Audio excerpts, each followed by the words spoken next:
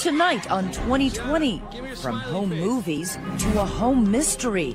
How did these two smiling, carefree girls end up on a missing poster? My kids are my life, and I don't wish this upon anybody. Real life Gone Girls. And now 2020 is on the hunt to find them, following the trail of a secret network of children hidden by a parent. It was moving between houses of people who I'd never known. Like you're in a spy movie. But are they part of it? 2 of those kids were the subject of a manhunt, and you had to know that. And who put them there? Lieutenant Plinsky called me and said, "Are you sitting down?" And then I knew something was coming. Do you sit here and think, how did this happen? Footprints in the snow. Good evening, I'm Elizabeth Vargas. David is off tonight. We began this story not knowing what we would find at the end, but after nearly 6 months on the road, knocking on doors, going from big cities to frozen farms, sandy beaches to jail cells, we pieced together a jigsaw puzzle of children declared missing. But were they? Take this incredible journey with us that begins with footprints in the snow.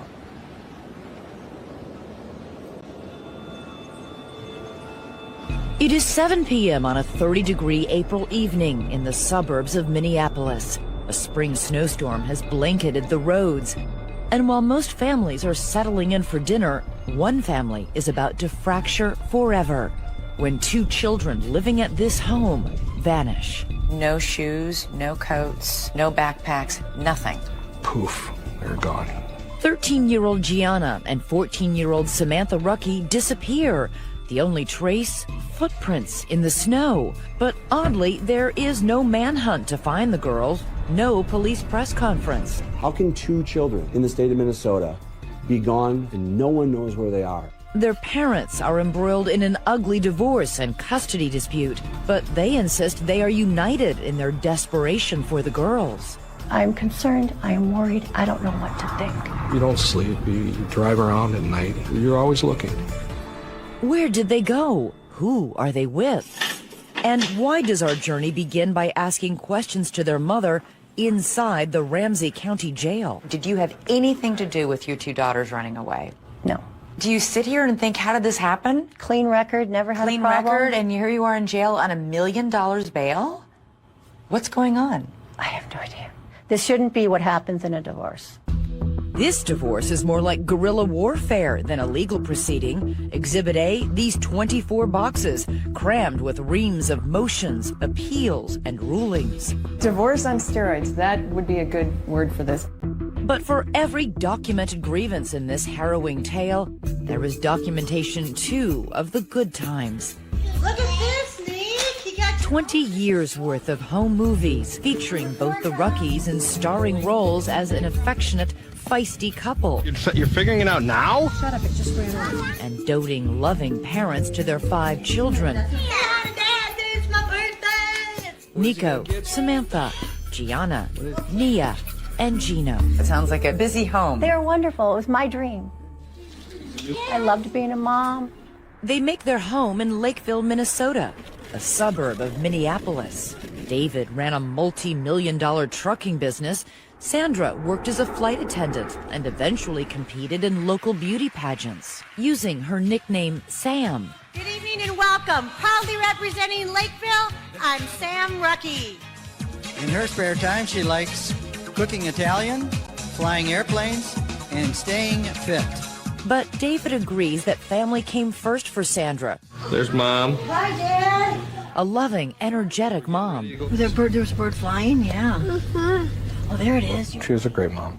Very attentive to her kids. Come on, Nico. Their oldest son, Nico, loves hockey and theater. He was my first, so of course he was spoiled.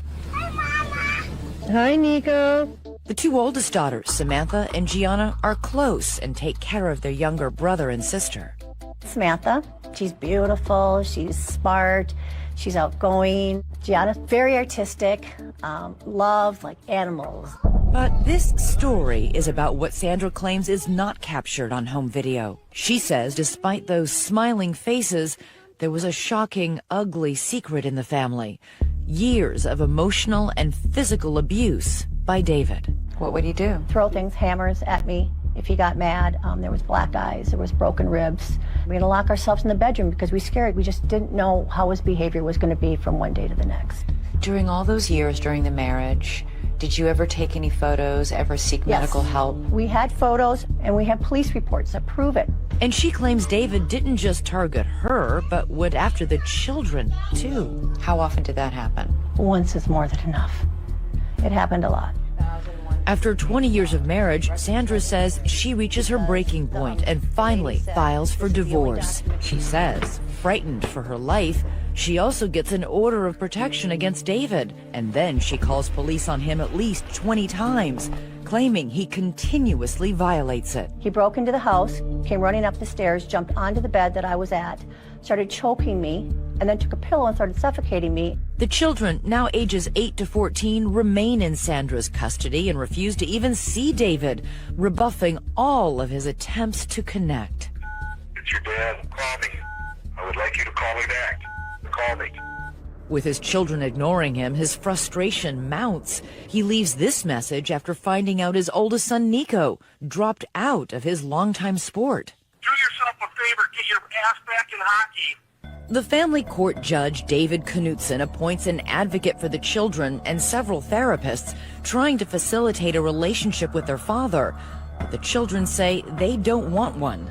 David's oldest son, Nico, takes to Facebook, writing, "My dad is a bad person. He is abusive verbally and physically." Gianna and Samantha make audio recordings to support what their mother says. This is Gianna Rucky's voice. Being in the same house as my dad, things were really bad. He was abusive. He had anger issues. He'd always be screaming and yelling. Her sister Samantha goes even further. He's choked, slapped, and hit her and verbally abused my mother throughout their marriage. And he's lost on us kids a number of times. Sandra says the children even beg the judge directly to remain with their mother. But the judge determines thus far there has been no evidence of abuse. And based on the findings from a psychologist he appointed, that it is Sandra who is the real problem here. That the children are showing signs of parental alienation syndrome, meaning the reason the children are adamantly opposed to seeing David is not because he's abused them or their mother, but because Sandra has brainwashed them. I've never done anything but be there for my children. My kids are my life. This is where the judge takes a drastic and, for Sandra, devastating step. He orders Sandra out of the house and all 5 of her children removed from her custody. That's when everything happened. I lost everything. My whole life ended then. I had no money, no car, no children. I had nothing. How is this possible, Sandra? I don't know. All I'm told is it's a judge's order. There was no findings that I ever hurt the children, that I ever abused them, that I ever neglected them, that I ever did anything to them. David's sister Tammy becomes the children's temporary guardian. She moves into the Rucky home to take care of them, but the 2 oldest girls, Samantha and Gianna, are having none of it. They came in, they were looking at the house, and then they went upstairs, and when they went upstairs, I heard her ringtone, a music ringtone. And I thought, okay, maybe they have a phone. Tammy goes downstairs to the basement, thinking nothing of that call or who might be on the other end. Just 20 minutes later, the girls are gone. Then I called 911. Next, where did they go? Who was on the phone? Did you think, where might my 2 daughters have gone? Could they have entered a hidden world? A network operating outside the court system? For vigilante parents taking the law into their own hands? And what does their father have to say about all this? Stay with us.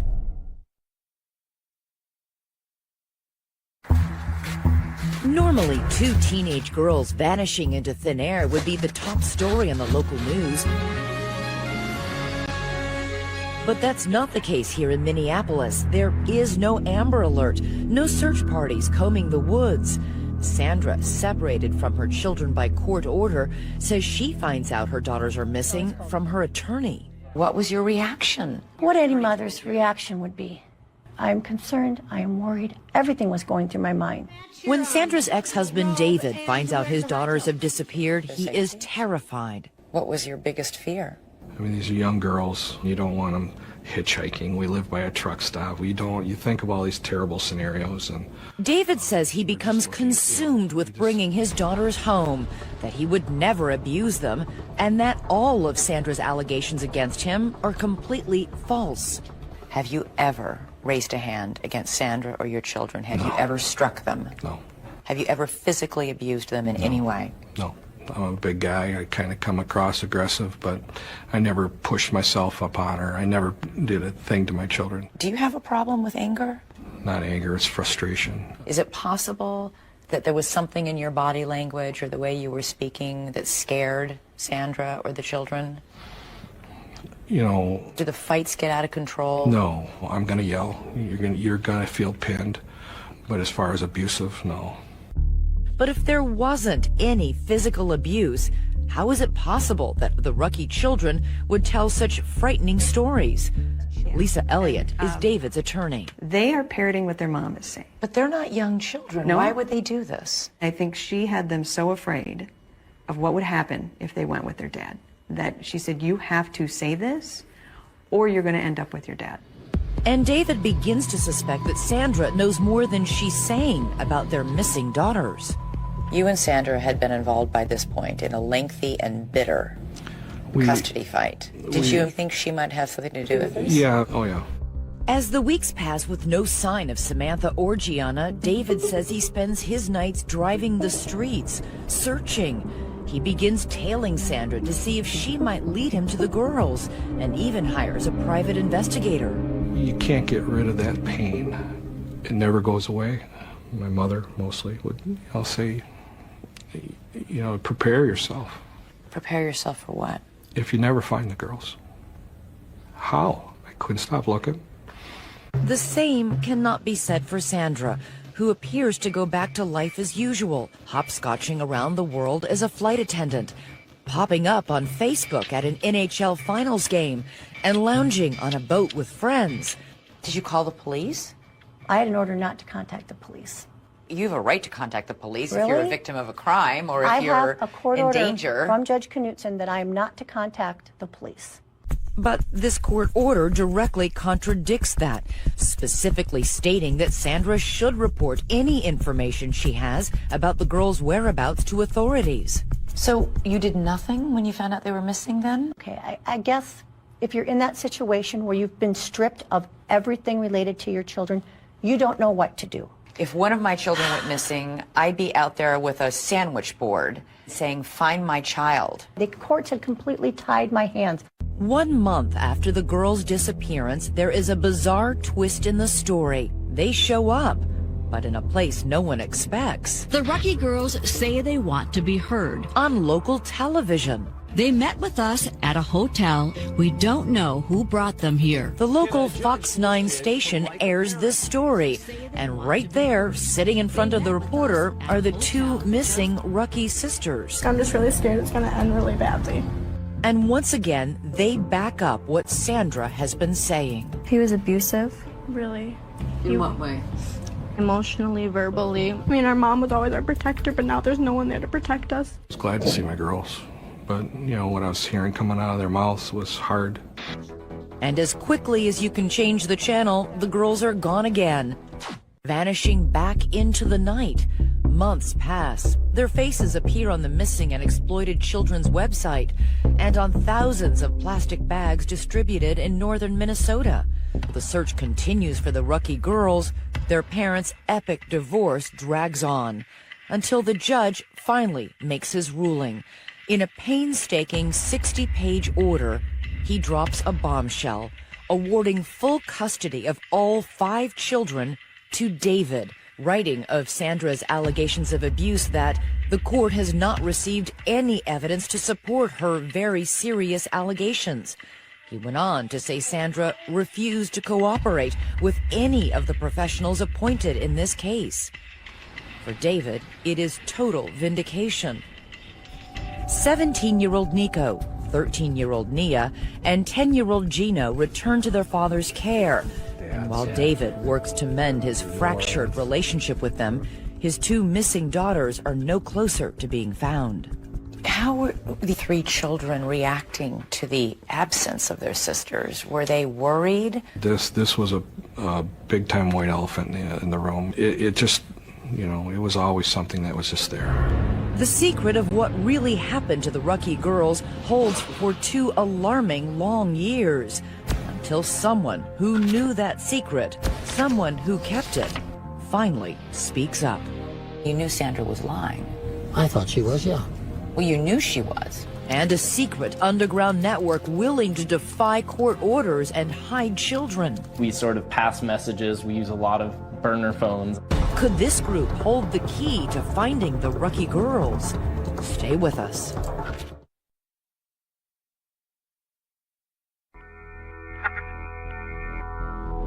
From the moment the 2 teenage Rucky girls vanished, police suspected their mother, Sandra, was lying.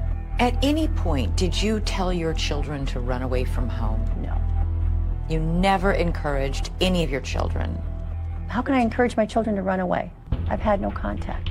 Police suspected that not only did Sandra have contact with her girls, she also had help hiding them from a secret underground network of people willing to defy court orders and conceal children. Damon Dumas knows all about defying court orders. He went into hiding when he was 14 years old, using a loosely organized group of safe houses to escape life with a father he says was abusive. My mom actually made sure that she wouldn't know where I was going. Mm-hmm. She handed me off to someone she trusted, who handed me off to someone else that she trusted. Who was taking care of you? Whoever I was with was taking care of me. Were they strangers? They were all strangers, yeah. I was moving between houses with people who I'd never known. It'll be someone who maybe hears about me and says, hey, well, if Damon ever needs someone to stay with, he can stay with me. And we sort of pass messages. We use a lot of burner phones. Burner phones? You sound like you're in a spy movie. Well, in a lot of ways, that's what it felt like. So how often do you come out to the beach now? While on the run, Damon says he lived in around 10 different homes, never staying anywhere long. During that time, he made videos and posted them on the internet. And I'm turning 16 tomorrow.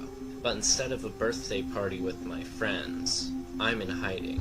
But this life in shadows came at a steep price. Did you go to school? Actually, I did not, and that's something that I sort of regret, because I ended up, when I got out of hiding, I had to go back a year in high school. What did you do with your days? I played video games. Honestly, I had no one to talk to. Were you homesick? Absolutely. Absolutely, every day. Those days turned into months, and instead of getting easier for Damon, life got more difficult. I called my mom and I said, I don't know how much longer I'm going to make it. Because I was considering suicide at that point. It had been very long in hiding. In those videos, Damon discussed the abuse he says he suffered. I told police about this. I told psychologists. I even told a judge. And yet somehow it was all covered up in lies. Today, Damon is an activist working with an organization called the Women's Coalition.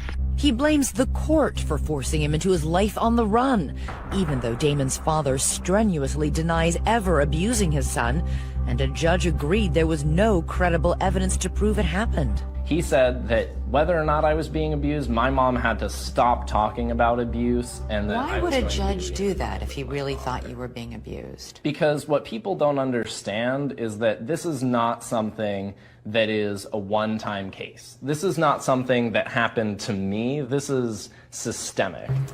And the internet is teeming with videos of mothers who say they too have been victimized by family courts after they reported their allegations of abuse. As a mother, you try to protect your son, and that was my biggest mistake. I cried wolf when Children need to be believed. The courts forced my children to go on visitations. I am seeking justice. It is okay to protect our children. If you're a mother and you allege child abuse, your odds of losing custody are extremely high.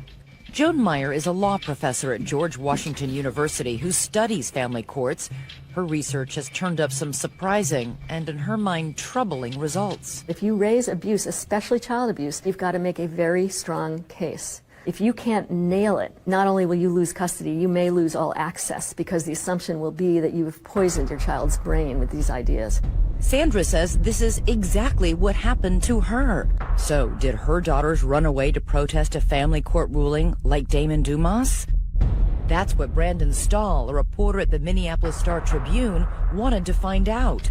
On the 2-year anniversary of the girls' disappearance, he decides to write a story. I wanted to know if the girls were okay and if I could find them. He didn't find the girls, but he did find this man, Dale Nathan, a diminutive 81-year-old who has spent years working as an attorney in custody cases. Dale had his legal license suspended after he refused to reveal where one of his clients was in hiding with her child.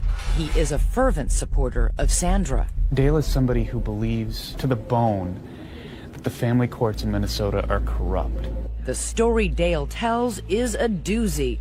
He says he was with Sandra on the night her daughters ran away. He says Sandra and he were driving around in Sandra's car when she took him to this field, just blocks away from the Rucky home. We drove with Dale to that spot. Now this is about the area right back here where Sandra stopped. He showed us where they pulled over.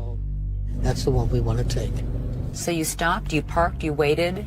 And after about 20 minutes, the 2 girls came running across that little field. They got into the car, and then Sandra started driving. The 4 of them drove around back roads for more than 2 hours. She kept saying, "Oh, the Lakeville police, they're going to find us." And she kept telling the kids, get down in the back seat. During the ride, Dale says Sandra was frantically making phone calls. Apparently there was no plan, and she was making plans on the run. Dale says he knew that the children had already been taken out of Sandra's custody and that by driving off with them, she was breaking the law. Sandra was busy telling the police she had no idea where the girls had gone, and you knew Sandra was lying. I thought she was, yeah. Well, you knew she was because you were in the car with her. That's true. Right. You're right. So if you knew she was lying about that, why didn't you go to police and say, I know what really happened? I think Sandra was trying to protect her children. I wasn't going to betray that. Dale insists he couldn't help even if he wanted to. He doesn't know where Sandra ended up taking the girls. After hours of driving around with him, she dropped Dale off at a truck stop and then drove away with the girls still in her car. Last April, the Star-Tribune published Brandon Stahl's story, and one reader in particular was riveted. What did you think when you read the account of Dale Nathan? Dumbfounded. We're like, this is completely validates everything you suspected. Everything. At that point, we knew Sandy was involved. And now police know too. They arrest Sandra and charge her with 3 felony counts of deprivation of parental rights. She's thrown in jail on $1 million bond. But the mystery remains, where are the girls? 1 month after Sandra's arrest, there is stunning news. Lieutenant Polinsky called me and said, "Are you sitting down?" And then I knew something was coming. Next, the Rucky girls found at last. But where have they been? Who took them in? We're on our way to find out. And you may be surprised by what we find behind this door. Stay with us.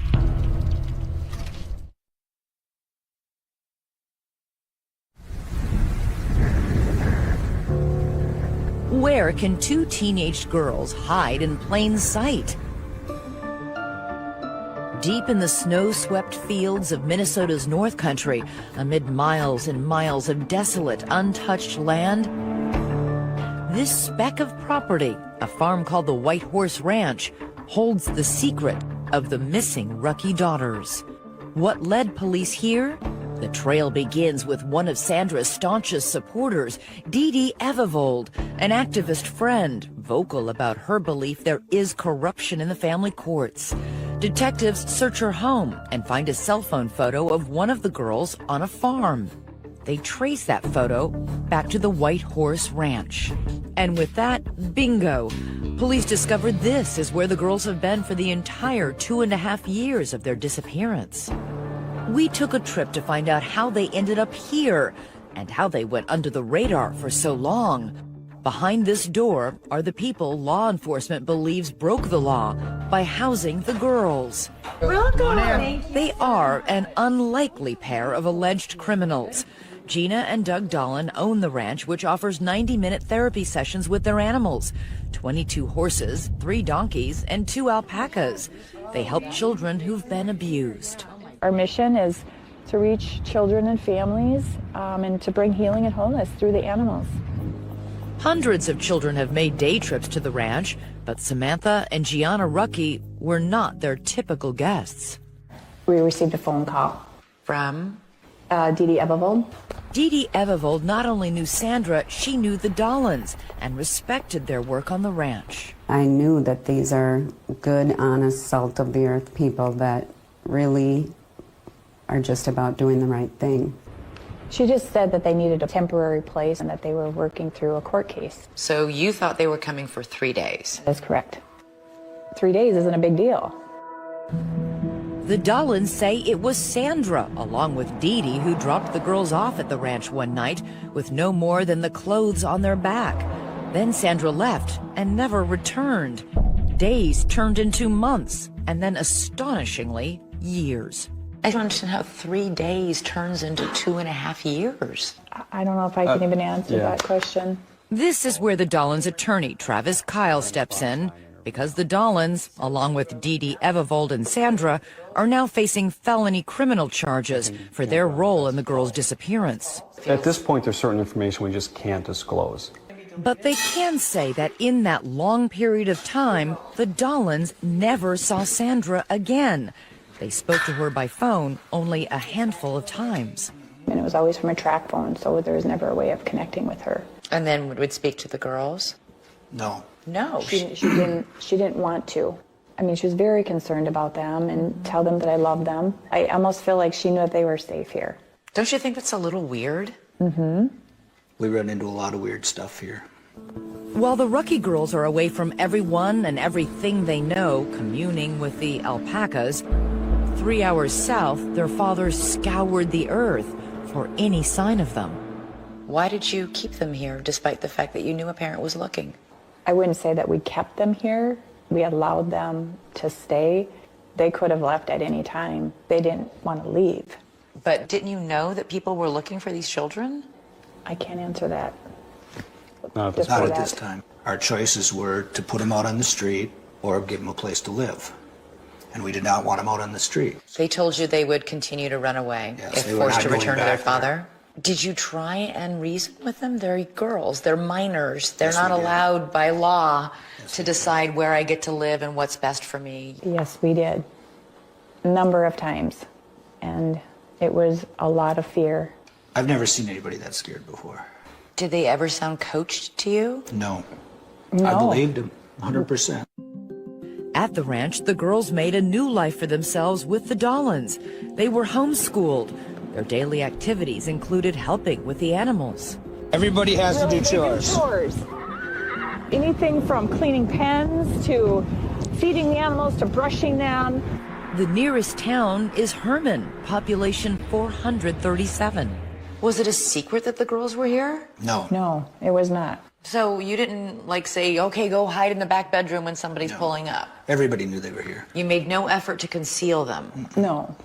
They had been in public. They'd been out shopping. They were in the hair salon in They went to Elbow church Lake. with us. And they went by their first names, Samantha and Gianna? Yes. The Dolans say they were only helping the girls. They, along with Dee Dee Ebevold and Sandra, have all pleaded not guilty to the charges against them. But what about that so-called underground network that helped children like Damon Dumas flee court orders? Are you part of this underground network? No. We were asked the question, and my question back was, what is that? Last November, Doug looks out the window and sees Lakeville police and county deputies sitting out front. Police are simply following the trail from Dee Dee Ebevold's cell phone photo, not realizing the girls are actually there. I walked out and they told me that they were looking for the girls and wanted to know if I knew anything about them or their whereabouts. And I told them, yes, they're in the house. They were quite frankly shocked. The Dolans say the girls were devastated. Is that the last time you saw them? Yes, it was hard. So what would you say to them if they were watching this? We pray for them every day, and we love them. And we want what's best for them, truly. But did they do what was best for them? David Rucky's attorney, Lisa Elliott, says absolutely not. Is it possible they were just good Samaritans trying to help? When the mother drops them off and doesn't come back for them, ever. For 2.5 years? For 2.5 years, I would think most people would at some point say, we need to look into this. So what happens when police take the girls from the farm? How does a broken family get pieced back together? When David finally sees the girls for the first time, it is not the reunion he imagined. Were you nervous? I ran out of the room. I started crying. I didn't recognize them because, you know your children. You remember what they sound like. You remember how they looked. I didn't recognize my daughters. The hard work begins of building trust with two girls who still fear their father. Samantha and Gianna said a lot of devastatingly terrible things about you publicly. But again, they're in a fragile state. Do they still believe those things? I don't know. We don't get deep into things along that lines. We're moving forward. While the girls may not be recanting their accusations against their father, their big brother is. Coming up, I'm done playing a pawn. Sandra's own son is turning on her. And now that her supporters are revealing her role in the girl's disappearance, what will she say when we confront her? You sat right here and spent half an hour telling me you hadn't seen or spoken to your daughters. If you were lying to me about that, what else might you be lying to me about?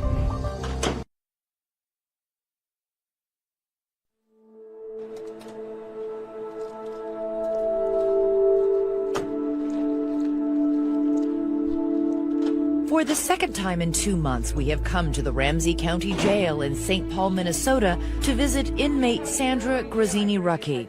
She is still here, awaiting trial on felony charges that she hid her daughters from their father for 2.5 years. Surprised you're still here? Yeah, very surprised. When we first spoke to Sandra, she told us she wasn't involved in the disappearance of her daughters. Did you have anything to do with your two daughters running away? No. You didn't know where they were these last 2 years? After nearly 6 months of our 2020 investigation, we've explored that loosely organized underground network of activists hiding children in nasty divorce cases and tracked down every key player in the Rucky case. The Dollins, Dee Dee Evivold, Dale Nathan, all supporters of Sandra's who say they weren't part of any network, but who authorities say helped her hide her daughters for 2.5 years. Dale Nathan said that he was with you when your two daughters jumped in the back seat without shoes or coats, and then you drove off. This is that is true? related to the trial.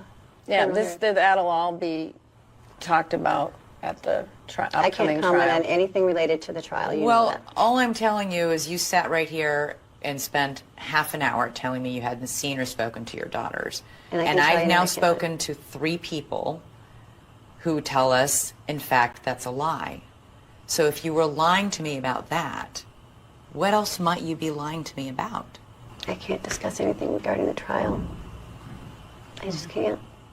While Sandra is now suddenly not talking about her case, her attorney Michelle McDonald hints at a possible defense, saying if Sandra truly believed her children were in danger, she was free to break the law to protect them. They have to prove beyond a reasonable doubt that she didn't have a reasonable belief that her children needed protection. Which makes those allegations of physical abuse during the marriage so important. If those claims are true, then a jury perhaps could forgive Sandra for what she did. And from the very beginning, she has assured us that there is indisputable evidence that her husband, David, was violent. Did you ever take any photos, ever seek medical help? We had photos and we have police reports that prove it. So confident, so certain. And yet, I'm asking for any of the documentation that you assured us existed to corroborate what you're telling us. And we can find none of it. But it does exist. It really does exist. Where is it? It was with my attorney. You don't have any of those records. They're in boxes. But do you have them? Do you know what's in those boxes? You have all the other police attorney reports, you have gave everything. the police reports. You have everything. Yeah. And I will turn them have over everything. to you. So we head to Michelle McDonald's law office for an appointment with those boxes. Okay, so here they are. This is Sandra Grazzini-Recky's basically divorce case. We spend hours there scouring thousands of documents, and in more than 20 boxes, we didn't find a single piece of paper or photo to prove that any physical abuse ever happened. So we reached out to the Lakeville Police Department, and they have no record of ever being contacted by Sandra about abuse during her marriage. Sandra certainly has never been afraid to call the police, ever. If there were instances of David being violent or threatening, there would be police reports of it. There are none. Sandra's strongest proof was always the testimony of her children. But today, one of those children has recanted his story. Oldest son, Nico. Get up there, Nico. That little boy from the home videos. And the same son who later posted that damning Facebook message accusing his father of physical abuse. He now says all of that was a lie, and that it was his mother who pressed him into believing it was true. She started to say, like, your dad's this bad guy. Your dad, like, hurt you when you were younger. And I was like, what? What are you talking about? I don't remember any of this. Well, it happened to you. It's like, and at the time I believed it because you listened to your mom. He says he was 15 years old and he couldn't understand why she didn't want him to see his father. I felt really close to my dad, and I was still confused on what was going on. Like, why wasn't I seeing my dad? Nico now says he never saw his father physically abuse his mother or his brother and sisters. As for that Facebook post, Nico says Sandra stood over him while he typed, coaching him on exactly what to say. When I look at my writing then and what I wrote then, that doesn't sound like me, and I feel really bad. He continues to tell us that you brainwashed them into thinking they were abused. And you don't find that questionable? Well, what do you think? You're his mom. I haven't seen Nico for a long time. It's sad that he's saying that. But when my son hadn't been around his father, he has a completely different story than he has now. Did you somehow convince your own kids that their dad was abusing them? No. No. To this day, she says she stands by every decision she has made, every battle line she's drawn, every consequence she and her children have suffered. The two daughters, they spent 2 years working on a horse farm. They didn't go to school. You don't think I think about all these things? I know what these kids have been put through.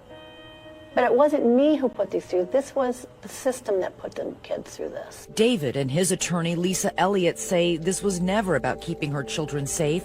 Sandra, they say, wanted revenge. She was out to destroy him for whatever reason, and I don't think she cared what she destroyed in the meantime. Do you think you will ever be reunited with your children? Yes. You do? Yes. Yes. I believe this will be turned around. Perhaps, but it will take more than a court order to do that. It is painfully clear as you watch her son Nico struggle with the simple question, does he still love his mother? I want to say no, but she's my mom. She just doesn't feel like a mom. Nico! Next, how are the girls adjusting to their new lives in their old home with their father? Stay with us.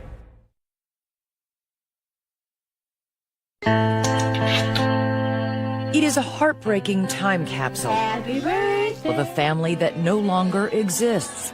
Happy New Year! Happy New Year! Oh my God, I haven't seen them in years. Where'd you find pictures? My babies. Sandra, are you making any comment today? Sandra is now out of jail. She was released in February after 130 days behind bars. I do appreciate the air and the sun. I will say that. But she says there was no cause for celebration. I'm in a prison without the bars, is what I'm in now. Because as part of her release, Sandra is not permitted to have any contact with Samantha and Gianna. She is allowed to see her other children with conditions. As for the girls, David says they are happy to be home and doing well. They rang in the new year and a new life together on their first family vacation in years. David asked us to obscure the children's faces to give them privacy. Samantha and Gianna are back in their high school and are getting good grades. Samantha has her driver's permit, and it might surprise you to hear how David sees his family's future. Will you fight her ability to see the children? This is my children's mother. It's important that they have a mother. Sandra is slated to go on trial this coming July. Let us know what you think about her claims and what the Dollins did at that farm on our Facebook page and Twitter. Use the hashtag ABC2020. Domestic violence is a serious issue, and there are many people, parents and children, who need help. If you know of someone who does, go to our website for a list of resources.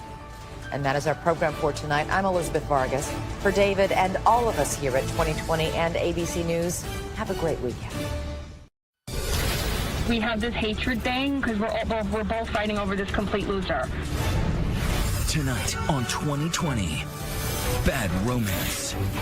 A Jersey soccer mom who wants the other woman wiped off the face of the earth. I wouldn't care if she was in a horrible, horrible, horrible car accident and mangled up. But for the first time here tonight, the terrified victim with a $20,000 price tag on her head. Jennifer's dead. No way. Really? Dead? Not quite, but having to play dead and talking only to 2020. At that moment, did you sense you were very close to being dead? Absolutely, yeah. David Muir with a real-life murder for hire. Every step of it followed in real time. If she wasn't going to have him, you weren't going to have him either. The plotting caught on surveillance tapes you'll only see here. Don't think I'm a bad person, but if something happened and one of the kids get killed, oh well, I'm sorry. Every sick twist of her mind, every minute of terror once her rival finds out. Is she still in danger? Every day I live in fear because of her. Tonight, they're caught in a bad romance. She says to you, she feels like she's living a Lifetime movie? Yes. Now she's living a 2020. Here's David Muir and Elizabeth Vargas. Tonight, that murder for hire plot that unfolded in a supermarket parking lot. The 2020 exclusive, the tapes only seen here of a suburban soccer mom plotting to kill the other woman. And tonight, right here for the first time, that other woman who was supposed to be dead, very much alive and talking only to us. Even she couldn't believe the plot to kill her until she saw it play out right here. This evening, we head back to that supermarket parking lot with the survivor who had no idea who she was about to meet. First came Howard and Nicole, then came Howard and Jennifer. In this love triangle, two's company, three's of crime. Jennifer's dead. No way. Jennifer's dead. It's like a made-for-TV movie. Why can't you love me?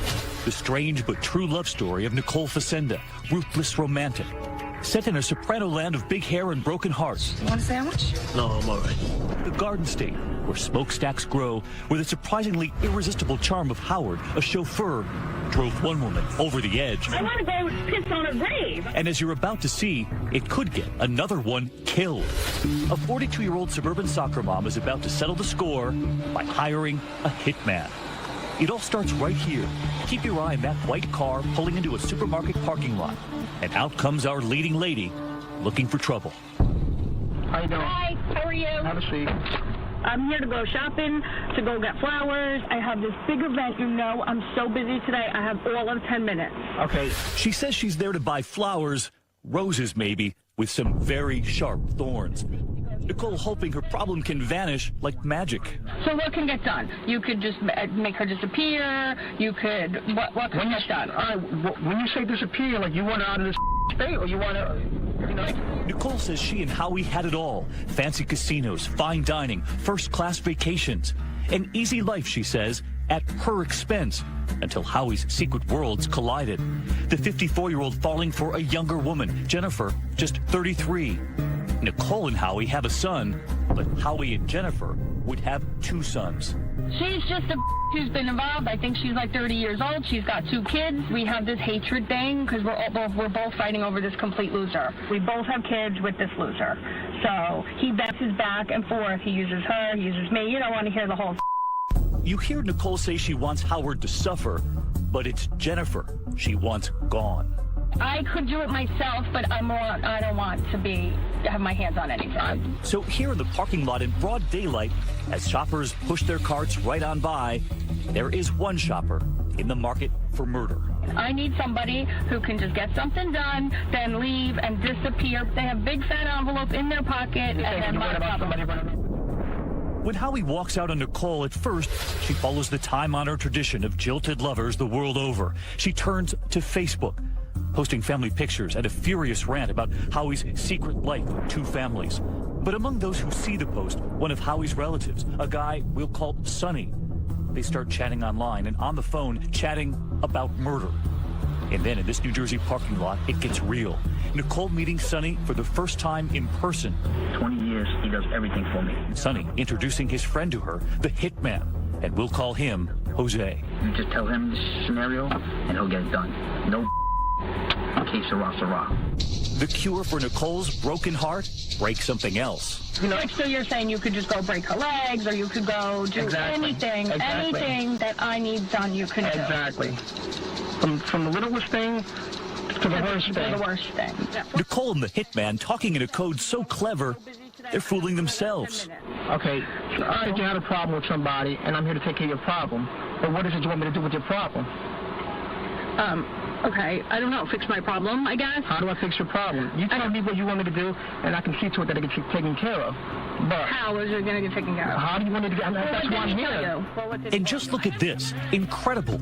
That man hired as a hitman who we're calling Jose allows us to get in a car with him too, as long as we agree not to reveal his face or identity. We're interviewing the man she hired. So as we drive this New Jersey highway, do you think any of these other drivers on the highway have any idea you're a hitman? No, not at all. A lot of people are going to ask, why would she ask a relative of the ex-boyfriend to help her find a hitman? I don't know. Maybe she was just desperate. I mean, she didn't know too many, I guess, bad people in her life that actually committed crimes because she wasn't that type of person. To hire someone for murder is a real serious thing. You don't, just based on looking at her, you didn't really think that she was capable of doing it. So what brings Nicole to this moment? She was just frustrated. She was angered at the fact that he was leaving her, and she wanted to get even. She wanted to get even because this whole time he had another girlfriend. And not only another girlfriend, another family. Yes. And she wants to take that other woman out now. Yes. But she wants the boyfriend to live. She wants him to live because she wants him to grieve. She wants to see him suffer. She wants to watch him suffer. Yes. So you're sitting here in the A&P parking lot. Yes. And she's told you she's going to do some shopping? I guess she wanted to make it seem like she was shopping if anyone questioned her what she was doing here at the time. So she's doing a little shopping and then she comes out to meet with the hitman? Yes. Because that's what most people have on their grocery list. She did. Back in that parking lot, that prospective hitman worried about the man of the house, Howie. Howie's in the house. Who, the dude she's with now? Uh-huh. What's he about? Nothing. Is he armed? Does he have a gun or something? No, nothing. He's got a big mouth. That's it. He's not the only one with a big mouth. Listen here as Nicole realizes she should worry about her own. Just want to make sure you're not like an undercover federal agent and like all of a sudden cars are all over. If I get arrested, I'll lose my job. And you're about to hear something else. Nicole fearing she's a star in the making. And I know I've watched one too many lifetimes. I'm in a horrible... We've watched too many Lifetime movies. This is about TV now? Nicole's story eventually will attract plenty of agents, but not Hollywood ones, federal agents. Among them, ATF agent Michael Longi. There are a lot of times, people will say that they wish somebody was dead, but actually going through with it and wanting them dead is a totally different animal. Totally legit. I'm not. I believe you. You didn't make a wasted trip. I promise you that. Nicole presses ahead, sharing her own fantasies for Jennifer. I've played every scenario through my head a million times. Do I want the car to go off the highway? Do I want someone to just come up and take her out? Do I want me to go into the house with my silencer and take them all out? Like, I go to sleep every night thinking... The hitman is about to give the fine print on the murder contract. No refund, no returns. You got to be serious about the... You know what I mean? Because once it's done, there's no turning back. You understand that? But Nicole, in that shopping center, is about to ask for a price check. And what is pricing? Hurt is what? Depends. What kind of hurt? You want hospital hurt? You want Call my her, you want me to beat this being really? Okay, but what's pricing? If you want it there, it's going to be 5 up front, 5 at the end once it's completed.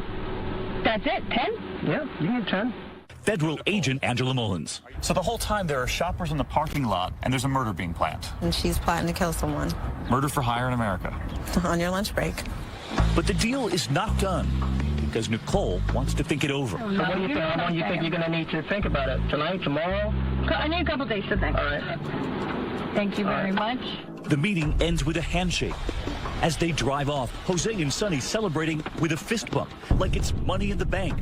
But not so fast, because in this supermarket murder plot, Nicole is not the only shopper with a secret. That parking lot is crawling with federal agents from the ATF, and they are hanging on every word. We had a good eyeball on it. We had multiple cameras pointing from outside the vehicle, and we also had some covert cameras placed within the vehicle, which provided both video and audio. So she has no idea that as she's talking to the hitman, you're right here in the same parking lot listening to the whole thing. No clue. When we come back, guess who's in the driver's seat now?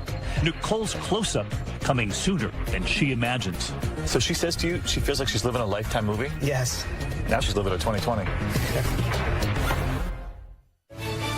2020's bad romance continues. Once again, David Muir. A sunny afternoon, a New Jersey supermarket, and at the top of one shopper's list, the murder of the other woman, Jennifer. She says stole the love of her life, Howie. Exactly. Anything that I need done, you can do. Exactly. From the littlest thing to the worst thing. To the worst thing. So, which is it for you? Nicole Facenda says she's shopping for flowers, but what does she really have in mind? A bouquet or bullets for a romantic rival? So far, she is cautious and careful with her words. You know what I want. I'm not saying it. I'm not saying it. She doesn't want to say it, but she has the perfect outfit in mind. Day I'm dressed in black at the funeral, I'm handing you an envelope. And that's Nicole is clearly nervous, at first suspecting her new partners will skip the dirty work and do a double cross, take the money and run. Or worse, pull out a badge and slap on the cuffs, an undercover sting. Just like she's seen before on TV. And I'm sorry that I'm crazy watching too many Lifetime movies. That's all right. If only Nicole had followed her own intuition. Because that hitman we're calling Jose, he's got a gun all right, but he also has a badge. He's working undercover with the ATF. He's not a stone-cold killer, he's a cop. You're actually a good guy in all this. Yes. And so is Sonny, the guy in the back seat there. In fact, he's a longtime confidential informant for the feds. But Nicole doesn't know that. All she knows is that he's supposedly the black sheep relative of her ex-boyfriend, Howie. So she's thinking of the darkest person in her life, the person who might know a hitman out there. Yes. And it just so happens to be, what, a distant relative of the ex-boyfriend? Yes. And little does she know, he's an informant. Correct. She did not know at all. As for Jose, he's a seasoned officer. But as a hitman, he's just a novice. This is his first case working undercover on a murder for hire. 18 years a cop. Is this your first time playing the role of a hitman? Yes, it is. This is your rookie run as a killer? Yes, it is my first time. Are you at all nervous?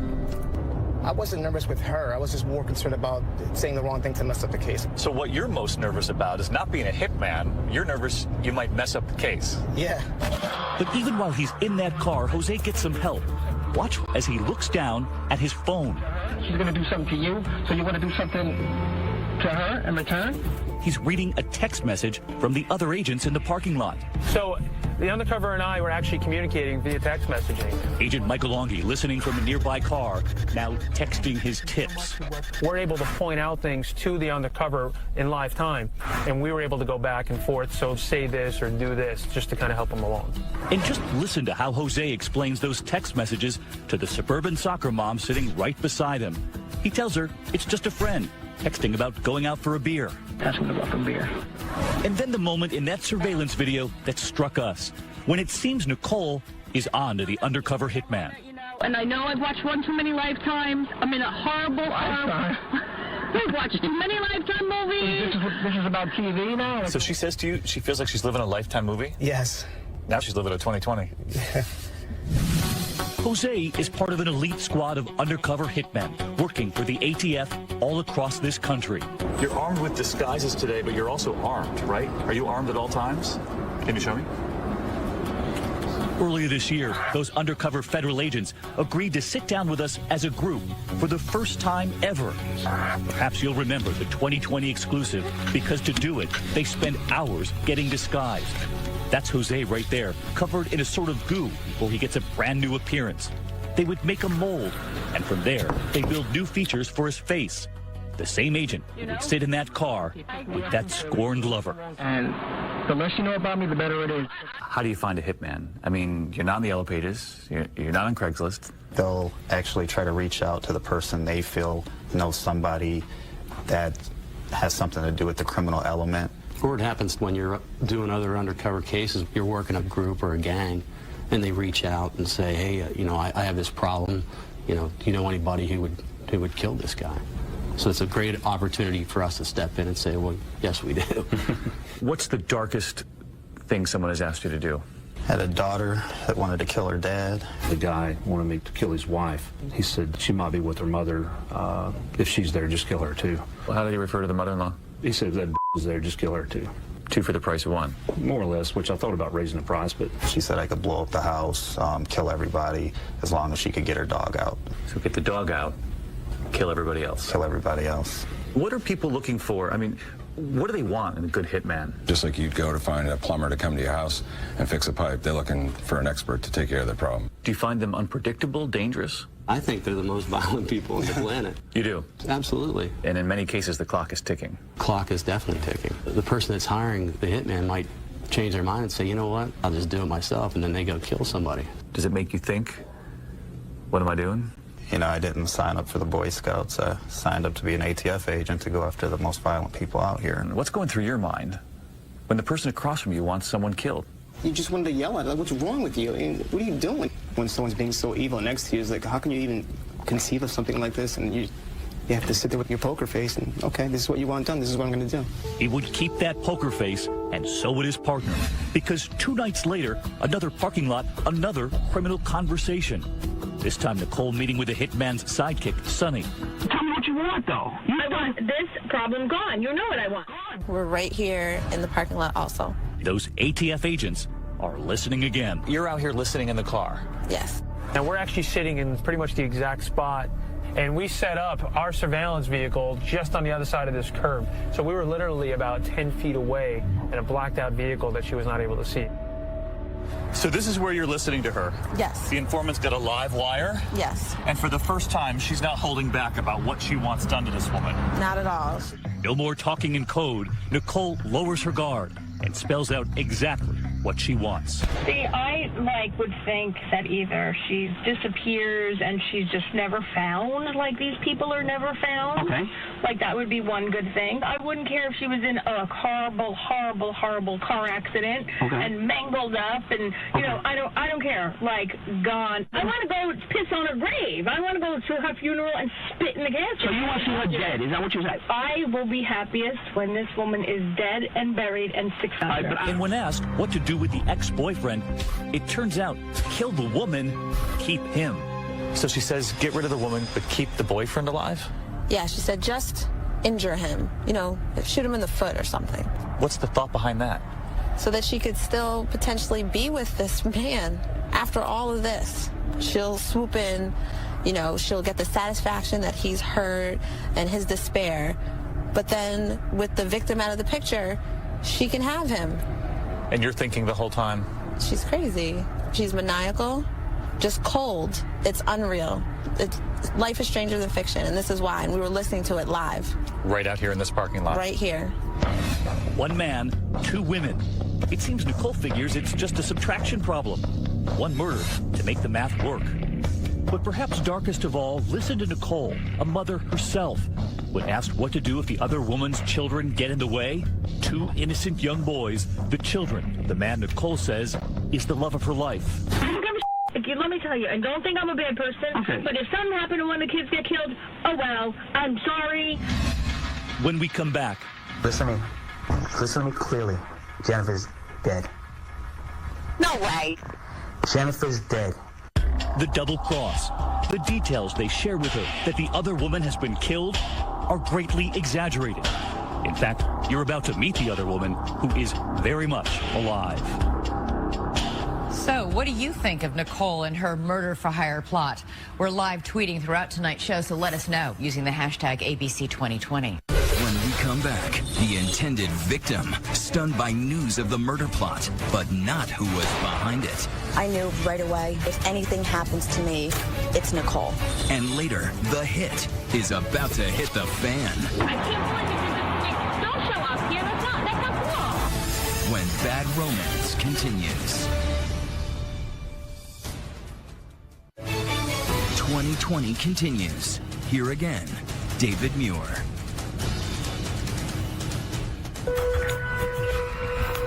The morning she is scheduled to die, Jennifer Schwab is actually on her way to work. Up before dawn, out on a dark and lonely road. Something frightening coming from behind. A car following her. And tonight, for the first time, she's coming forward to tell her story. Tell me about the morning you left. Were you going to work? I was, yes. Every time I left my house, I would check outside to see if there was any unfamiliar vehicles. And that one morning, I looked across the street and there was a black car that was across the street. They followed me. So you're wondering who it is behind you? Yes. I was on the phone with my mother and I said to her, Mom, let me call you back. I'm getting pulled over. I got pulled over. So the lights go on. The lights go on. And you're thinking, I ran a red light, or? I'm thinking I'm speeding. I'm being caught on the phone. I didn't know what. They're behind you. They start walking up to the car. Yes. And you roll down the window. Just a little bit. How do you tell someone that there's been a threat against your life? But, you know, we wanted to reassure her that we were there to protect her. The ATF officer places his badge against my window and says to me, "Are you Jennifer?" And I said yes. And he says to me, "Jennifer, there's been a hit for your life." I remember clearly saying it, flat out told her, there's been a threat against your life, and, you know, we were there to protect you. And immediately I said to him, "Nicole Facenda." And I think that stunned the two of us because, you know, I didn't know that she knew of such a threat against her. But obviously it was something that immediately came to Jennifer's mind, that Nicole was someone that was looking to harm her. So you knew right away? I knew right away. I even had said to my people I work with, my friends, my family, if anything happens to me, it's Nicole. So I knew. She says she had always been wary of Nicole and knew she could be trouble. But could you ever have imagined this? I thought maybe it would just be a flat tire or, you know, a broken window at the house. I never thought that she would go to the extent as she did, as to try to find somebody to murder me and my family. Jennifer says Nicole never really had a chance with the man in the middle, Howie. Howie's double life, the two timing, the cheating, all in Nicole's head, according to Jennifer, who says Howie was always hers. What drives someone to do that? Jealousy and anger. She wanted him. She wanted him. She wanted him from the time that I met him. But what you're telling me is that she never really had him. That's correct. But don't forget, Howie and Nicole have a child together, a son, 11 years old. And at one point, when Howie and Jennifer break up, Howie moved back in with Nicole. There was a lot of pressure in our relationship, and Nicole made it easy for him, manipulated him by saying that she would help him financially and, you know, that she could do things for him that I could not do. And that hurts. That hurts to know that because of money and greed, you know, he left and went to live downstairs in her basement. And for those of you who might be thinking Howie is a two-timer, Jennifer says he's not. The double life that people said he lived is not the double life he lived. But she wanted you wiped off the earth. Yes. And when you hear it from her own mouth. Don't think I'm a bad person, okay. But if something happened to one of the kids get killed, oh well, I'm sorry. How did you react? Hurt. Anger. I can't fathom how somebody, a mother, Nicole being a mother herself, would want to do to myself, my family, and my children. Jennifer never saw the surveillance tape of that murder plot unfolding in that supermarket parking lot until she saw those tapes play right here on 2020. I will be happiest when this woman is dead and buried and 6 feet under. She said she'll be happiest when this woman is buried and 6 feet under. It makes you so angry to hear those words. I led my life. I raised my kids. I didn't do anything to deserve this at all. Does it sound like something out of a quote Lifetime movie? Absolutely, it does. Nicole never got the best of me. I'm too strong for that, and that's what I really think made her go to this extent of trying to murder me. The agents take Jennifer into protective custody. Her first instinct to check on her 2 young sons. I wanted to make sure that my family was safe. But she's not allowed, because now it is the agents who want Jennifer to disappear, part of their own plan, taking her phone, cutting her off from the rest of the world. You couldn't make any phone calls? I could not make any phone calls. Because they told you this plot is unraveling right now. Correct, yes. And we need you. Yes. Because what those agents are going to need is for Jennifer to play dead. We needed to kind of close her off and really simulate what it was that we were trying to affect. There's always a threat, which is why we still had to bring her into our protective custody and keep her pretty much dark from her family and her friends that day so that we can go ahead with the rest of the story that the murder had been committed. When we come back, you'll see the moment Nicole's murder plot backfires. Wait until you see the look on her face when the hitman comes calling. 2020's Bad Romance continues. Once again, David Muir. It's almost curtains for Nicole Facenda's murder-for-hire drama. Her plot, to kill her ex-boyfriend's new lover, fatally flawed and about to flop. How you doing? Hi, how are you? Have a seat. The hitman hired by the New Jersey soccer mom is a cop. His sidekick is a snitch. The ATF is watching every move, building their murder-for-hire case. The would-be victim, Jennifer, now part of the case, getting ready to play dead. But Nicole knows none of this. She thinks everything is running according to plan. Nicole's so eager now, she doubles the fee, putting a $20,000 price on Jennifer's head. And look at this, the photo she texted to Sonny and Jose, making sure they kill the right woman. And then she texts the picture of the girlfriend. Yeah, it doesn't get any more serious than that. Tonight, right here, for the first time, we hear the flurry of phone calls that follow those parking lot meetings. Sometimes Nicole, the soccer mom, calling from the sidelines, just a few feet away from where her child is playing. I'm at the soccer game, and my sister is here too with her kids. So when she walks over, I hang up. The hitmen wonder, once their deed is done, when Jennifer is supposedly dead, how will they prove it to Nicole? When she's finished and gone, how you gonna, and how can I show you that she's gone? I don't know. You gotta figure that out. I have no idea. Picture? I have no idea. Pictures. That's the only way I can do. I can get him to give you a picture of her dead, finished. You figure out how to give me proof. And you know, the only thing is that the only proof I have is when I go to the funeral, I'm gonna be happy as. Their solution, a gruesome souvenir, a photo of her dead. But Nicole has a better idea. I don't want a picture. I'm gonna get busted with the picture. I don't want any pictures. I'm gonna go to the funeral. She doesn't want a picture. She wants to go to the funeral. She wants to go to the funeral. She wants that satisfaction, knowing what she's done and kind of savor it, which is quite sick. So seeing the casket, she thinks is better proof than any picture. Absolutely. At the end of the rainbow, when it's all done and finished, you'll pay him the rest, correct? Then at the end of the rainbow, you know, we'll figure it out. Absolutely. When you see a bullet in her head from a picture, finished, will you have the money ready for him? Bottom line. Yeah, I will when it's done. Nicole is now one step away from closing the deal. She'll make a down payment, the balance due after Jennifer is dead. Murder on layaway. They set up another meet at a local restaurant, but she has no idea those ATF agents will be there too. You're right here at the Olive Garden. People are having dinner, and you're waiting for her to show up with the cash. Right. And you're waiting, and she's not here. Exactly. And no sign of her. No sign of her. Concerns racing through their heads. Has she changed her mind? Does she now want out of that Lifetime movie? Or worse, has she taken action on her own? Suddenly, she's calling Sonny. Hey, where are you? And where has she been all this time? At her son's soccer game. And she's now pulling up right next door. And where is she? She's over at the Exxon. Over here. She's now just a few hundred feet away. Okay, he's moving. He's gonna go now. The agents scramble, their wires, their cameras out of position.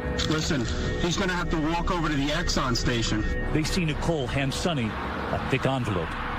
And what's inside? Her down payment, cash. How much cash? She had $2,000. So basically, it's a down payment on murder. It's a down payment on murder. Because once this money was received, we knew at any point that we could, in fact, arrest her. The agents have heard enough, but still no arrest. Nicole allowed to drive off. They want more evidence for an airtight case, as the murder-for-hire plot now enters its final hours. The next call I'm gonna do to you is when she's gone. She's 86, dead, finito. That's it. Once you're dead, you're dead. You follow where I'm going with this? Yeah. Nicole at work at that New Jersey hotel, getting the phone call she says she'd been waiting for. The hit on the other woman. Sonny, the hitman's helper, is on the line, calling to say the job is done. Listen to me clearly. Just call me. He did what you said to do. Jennifer's dead. No way. Jennifer's dead. He shot her. He said he shot her in the head.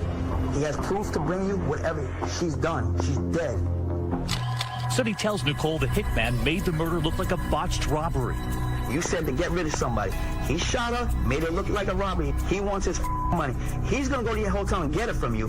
I don't care. He can come here. It's not here, and I don't have anything here. Nicole doesn't seem to believe it. He did what you said to do. He killed her. He wants some money. Okay, you gotta calm down. You have to calm the hell down. You're first of all. ATF agent Michael Longi and his team still tracking the case, watching and listening to it all. She didn't believe the murder hadn't been completed because she was making phone calls and actually watching on television to see if a murder had been committed. Nicole will see if she can fit paying off the hitman into her busy schedule. I'm at work since before 10. I have to go to 2 more appointments. I can't even be bothered in these 2 appointments. I will call you when I'm done with these 2 appointments. I got a 12 and a 1, and then I will call you after that. Nicole at work, not knowing she's enjoying her final moments of freedom. The ATF agents send in Sonny, the informant, still playing the part of the killer's helper, to see what Nicole will do, what she'll say.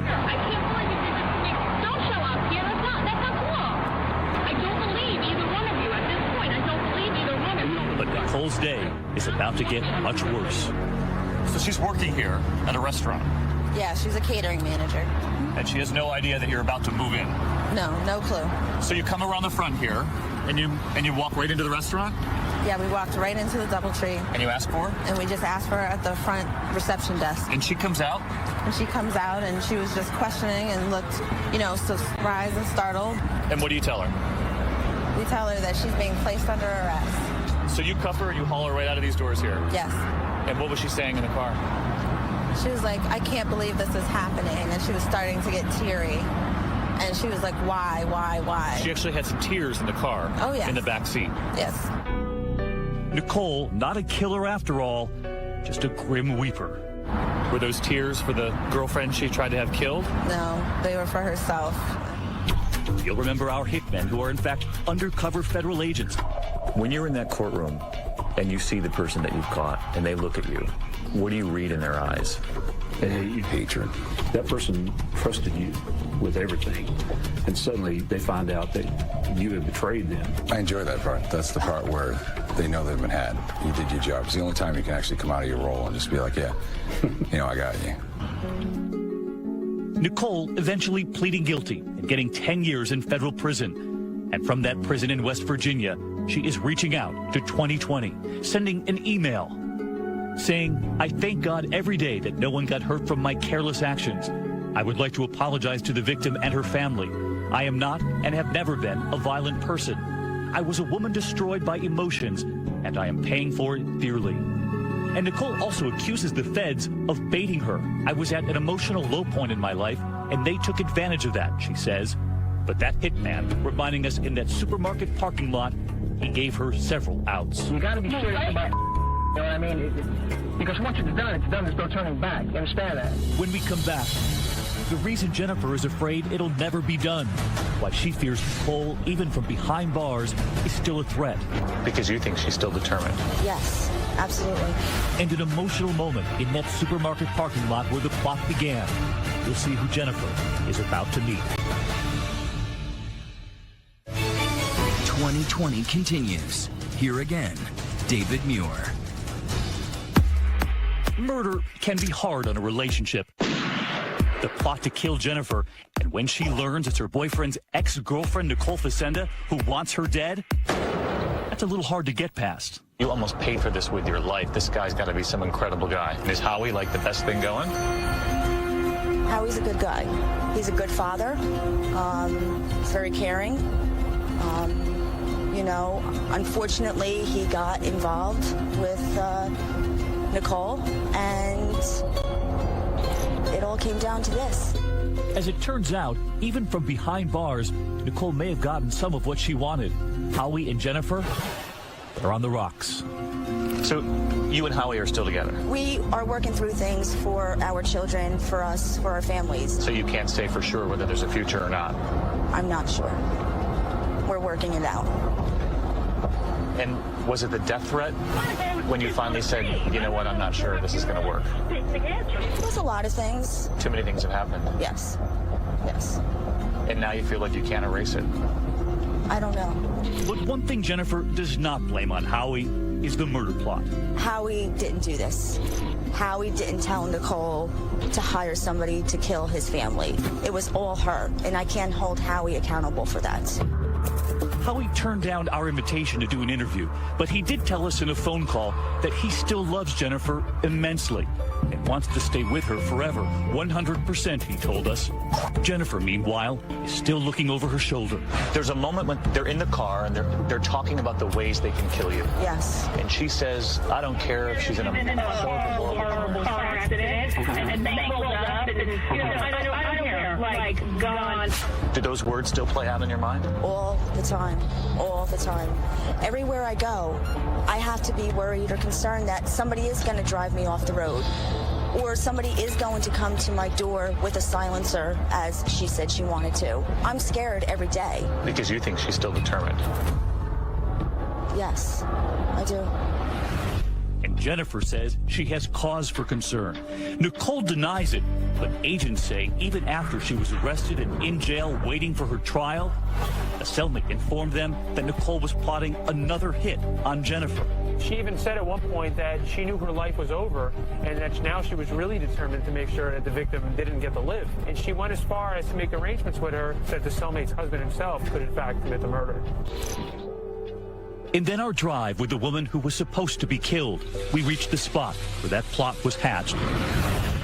The suburban New Jersey supermarket. It was a day like this, and she's sitting here in the parking lot, plotting your murder. Coming here just makes me very emotional, upset. This is where it all started, that my life was going to end. And you've driven past this store before. I have, yes. Never in your wildest imagination thinking there'd be a plot for your life here. No. And when you pulled in the parking lot? Just a lot of emotions. Just the thought that 2.5 years ago almost that I could not be here, that my children would be motherless. And this is where it all started. And for that undercover killer, the hitman we call Jose, the hits keep coming. You could be on a new case tomorrow. Yes, I can. Or today. Or today, or after this, who knows, yeah. Wherever the job takes me.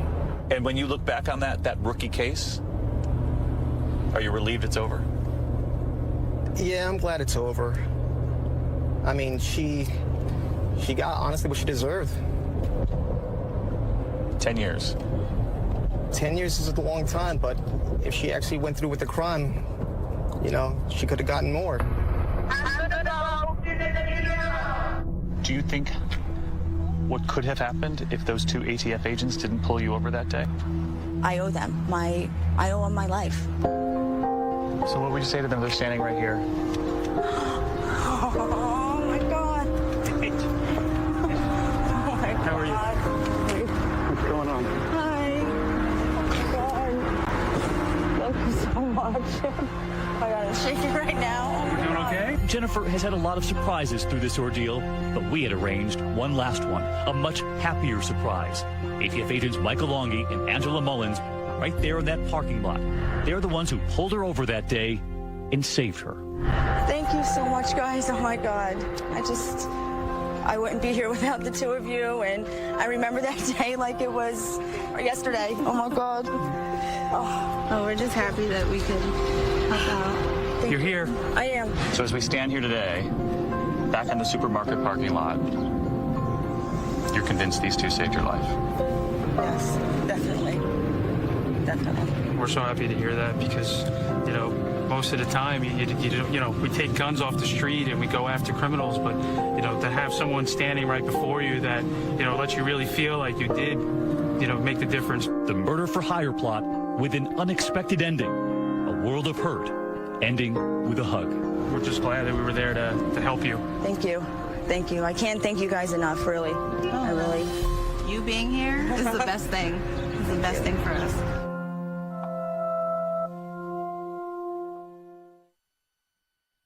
And that's our program here for tonight. Thanks for watching. I'm David Muir. And I'm Elizabeth Vargas. For all of us at 2020 and ABC News, have a great night and a great weekend.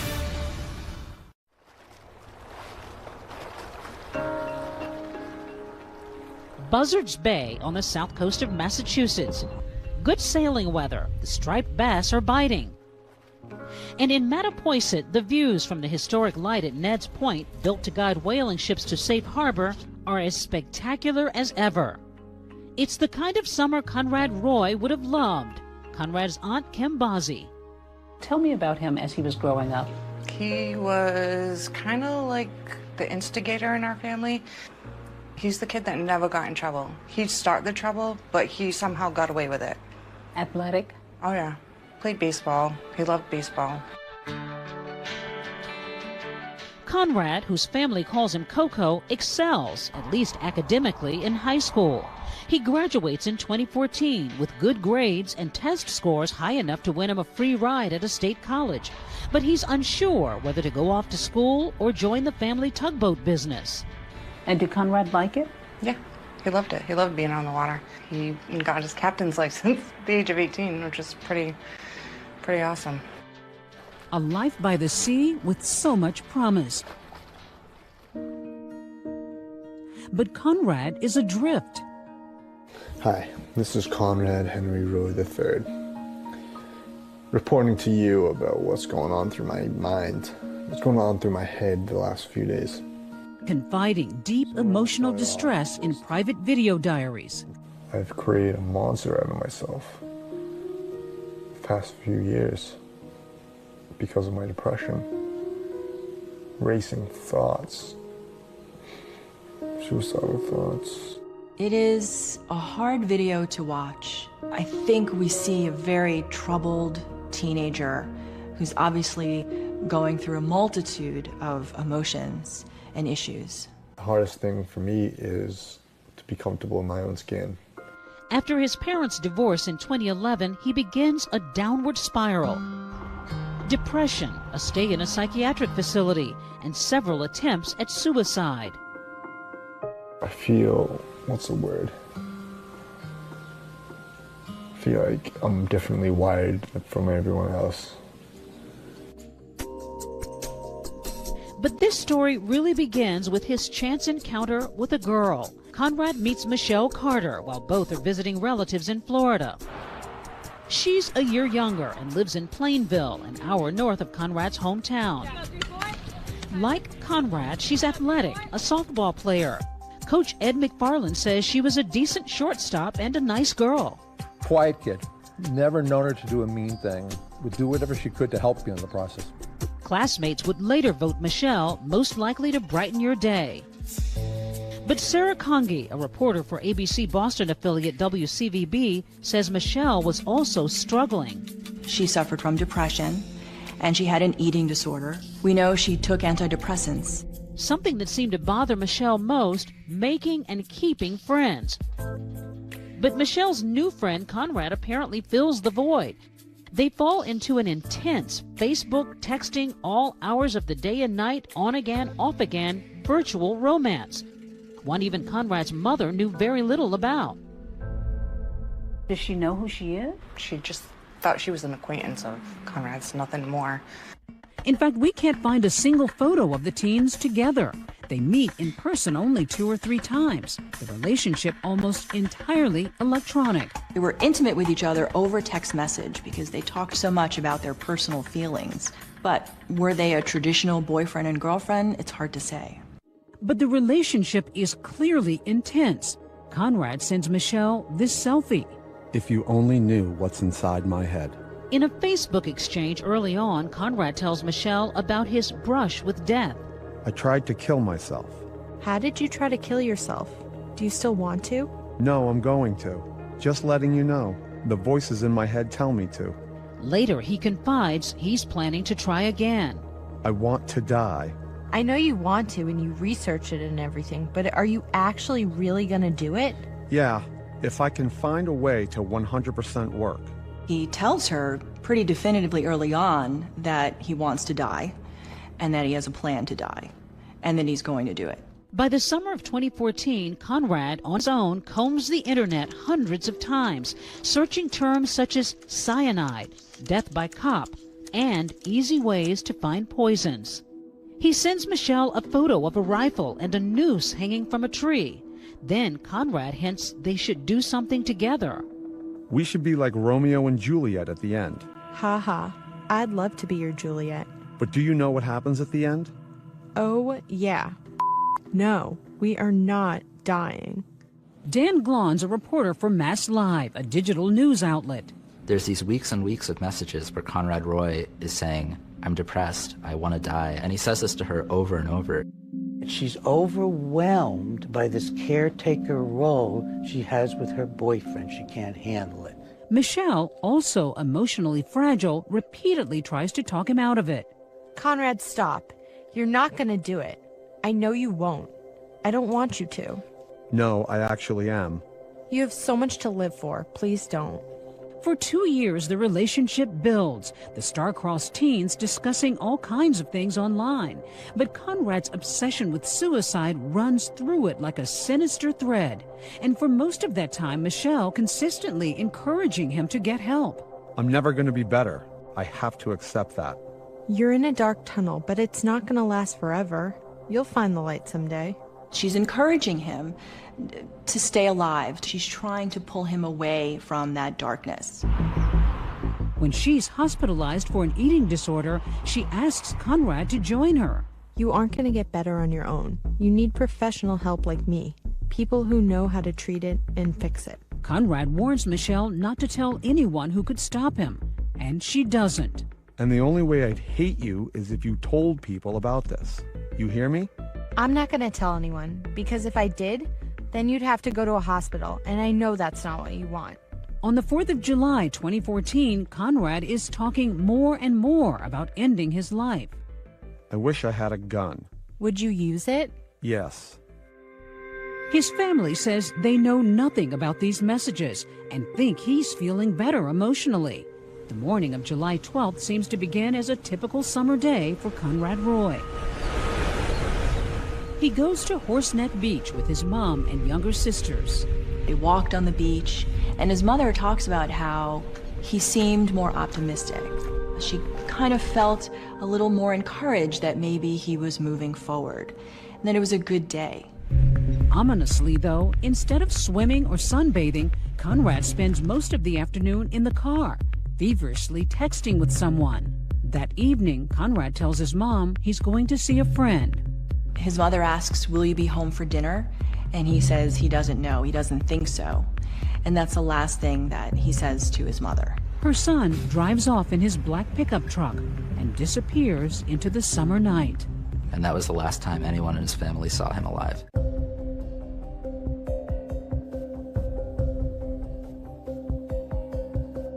The search is on for missing teenager Conrad Roy. He had driven off from his mother's house in Fairhaven, Massachusetts on a Saturday evening, supposedly to visit a friend. But by Sunday morning, he still wasn't home. You could tell she was worried. And I said, well, you really need to call the authorities and and see if they can start searching for her. With no word from her son, a frantic Lynn Roy contacted the Fairhaven Police Department. An officer was soon on the case and began searching. He wound up in this Kmart parking lot. And I saw the corner of my eye a black F-250 parked over there. Parked right over here? Right over there. Fairhaven officer Dave Correa finds the black pickup truck. Conrad's lifeless body behind the wheel. He's gone, his life over at age 18. I'd seen enough people that were gone to realize just by looking at him that he was gone, that there was nothing that anybody was going to be able to do for him. In the back seat, this portable water pump, powered by a gasoline engine. Running that engine with the windows closed filled the truck with a lethal cloud of carbon monoxide gas, enough to kill anyone inside in 20 minutes flat. Deadly as a loaded gun. It's immediately clear that it's a suicide. They contact his parents, and Lynn Roy learns that her son has died. And I just grabbed my sister and hugged her as tight as I could, and she... How did you even wrap your mind around that? You can't. There's no way. He was a kid. He was ours. He was our kid. Conrad had left notes at home for his family and Michelle Carter. He thanks her for being there for him, for supporting him, for sticking with him as he went through all of these struggles and mental health problems. Immediately, Conrad's grieving family is comforted by a friend of his they had scarcely known existed, Michelle. She begins trying to establish a relationship with Conrad Roy's family, with his mother Lynn and his younger sister Camden, telling them that Conrad would have wanted them to stay strong and to not break down over him. She begins texting, calling, emailing. I am so sorry I didn't do enough to save him. I have never tried harder in my life to help fix someone. Michelle, who most of Conrad's family and friends had never met, also attends his wake and his funeral. And Michelle Carter was showing up at these various times. Yeah. And even asked for part of his ashes? Yeah. Yeah, she wanted to go through his room and take some of his belongings. What did you all make of that? That's when things started to get a little weird. It was like, yeah, you don't do that. One thing that she does is she begins organizing a charity baseball tournament for Conrad. On a Facebook page, she says she wants to be an anti-suicide activist. Even though I cannot save my boyfriend's life, I want to put myself out there to try to save as many other lives as possible. And something else a little spooky. Even after his death, Michelle continues texting Conrad. Today it has been 1 month since you passed. It was a hard day for all of us. I hope you were looking down with a smile. Meantime, Fairhaven police are working what seems to be an open and shut case of teen suicide until a detective thinks to check Conrad's cell phone. I got the call the next day from Detective Gordon. He wanted to know where the phone was. He had gotten the code from the family. I told him where it was, and of course the rest is history. On that phone, some very strange text messages with Michelle Carter. I don't get why you don't just overdose again, but go somewhere in private. You already know it works. She actually begins to almost agree with him. Like, okay, so you want to kill yourself? When are you going to do it? How are you going to do it? You're really going to do this? Yeah. Okay, there's no turning back now. Starting about on July 2nd, she starts saying, "Are you serious? Like, you should just do it." In early July, after Conrad apparently fails to go through with an overdose of sleeping pills, police say Michelle seems not relieved, but irritated. I knew you weren't going to try hard. I feel like such an idiot. Why? Because you didn't even do anything. And I poured my heart out to you thinking this was going to be the last time I talked to you. I thought you really wanted to die, but apparently you don't. I feel played and just stupid. She's almost bullying him about it. Tonight? Eventually. See, that's what I mean. You keep pushing it off. Authorities are stunned to find that in the last week of his life, Michelle asks Conrad when he's going to kill himself more than 40 times. When are you going to do it? I'll let you know when. Well, is it gonna be soon? Whenever he had doubts, she diminished them. Whenever he had guilt about leaving his family, she assured him that she would comfort them. Everyone will be sad for a while, but they will get over it and move on. It seems everyone's talking about teen suicide. The Tony Award-winning musical Dear Evan Hansen taking on that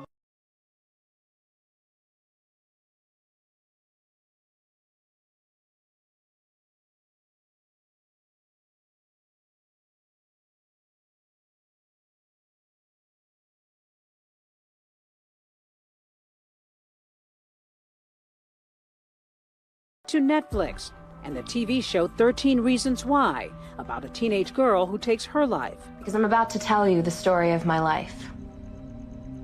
More specifically, why my life ended. If you're listening to this tape, you're one of the reasons why. But for Conrad Roy, the angst was not entertainment. It was all too real. Hi, this is Conrad Roy, and I'm going to talk to you about social anxiety.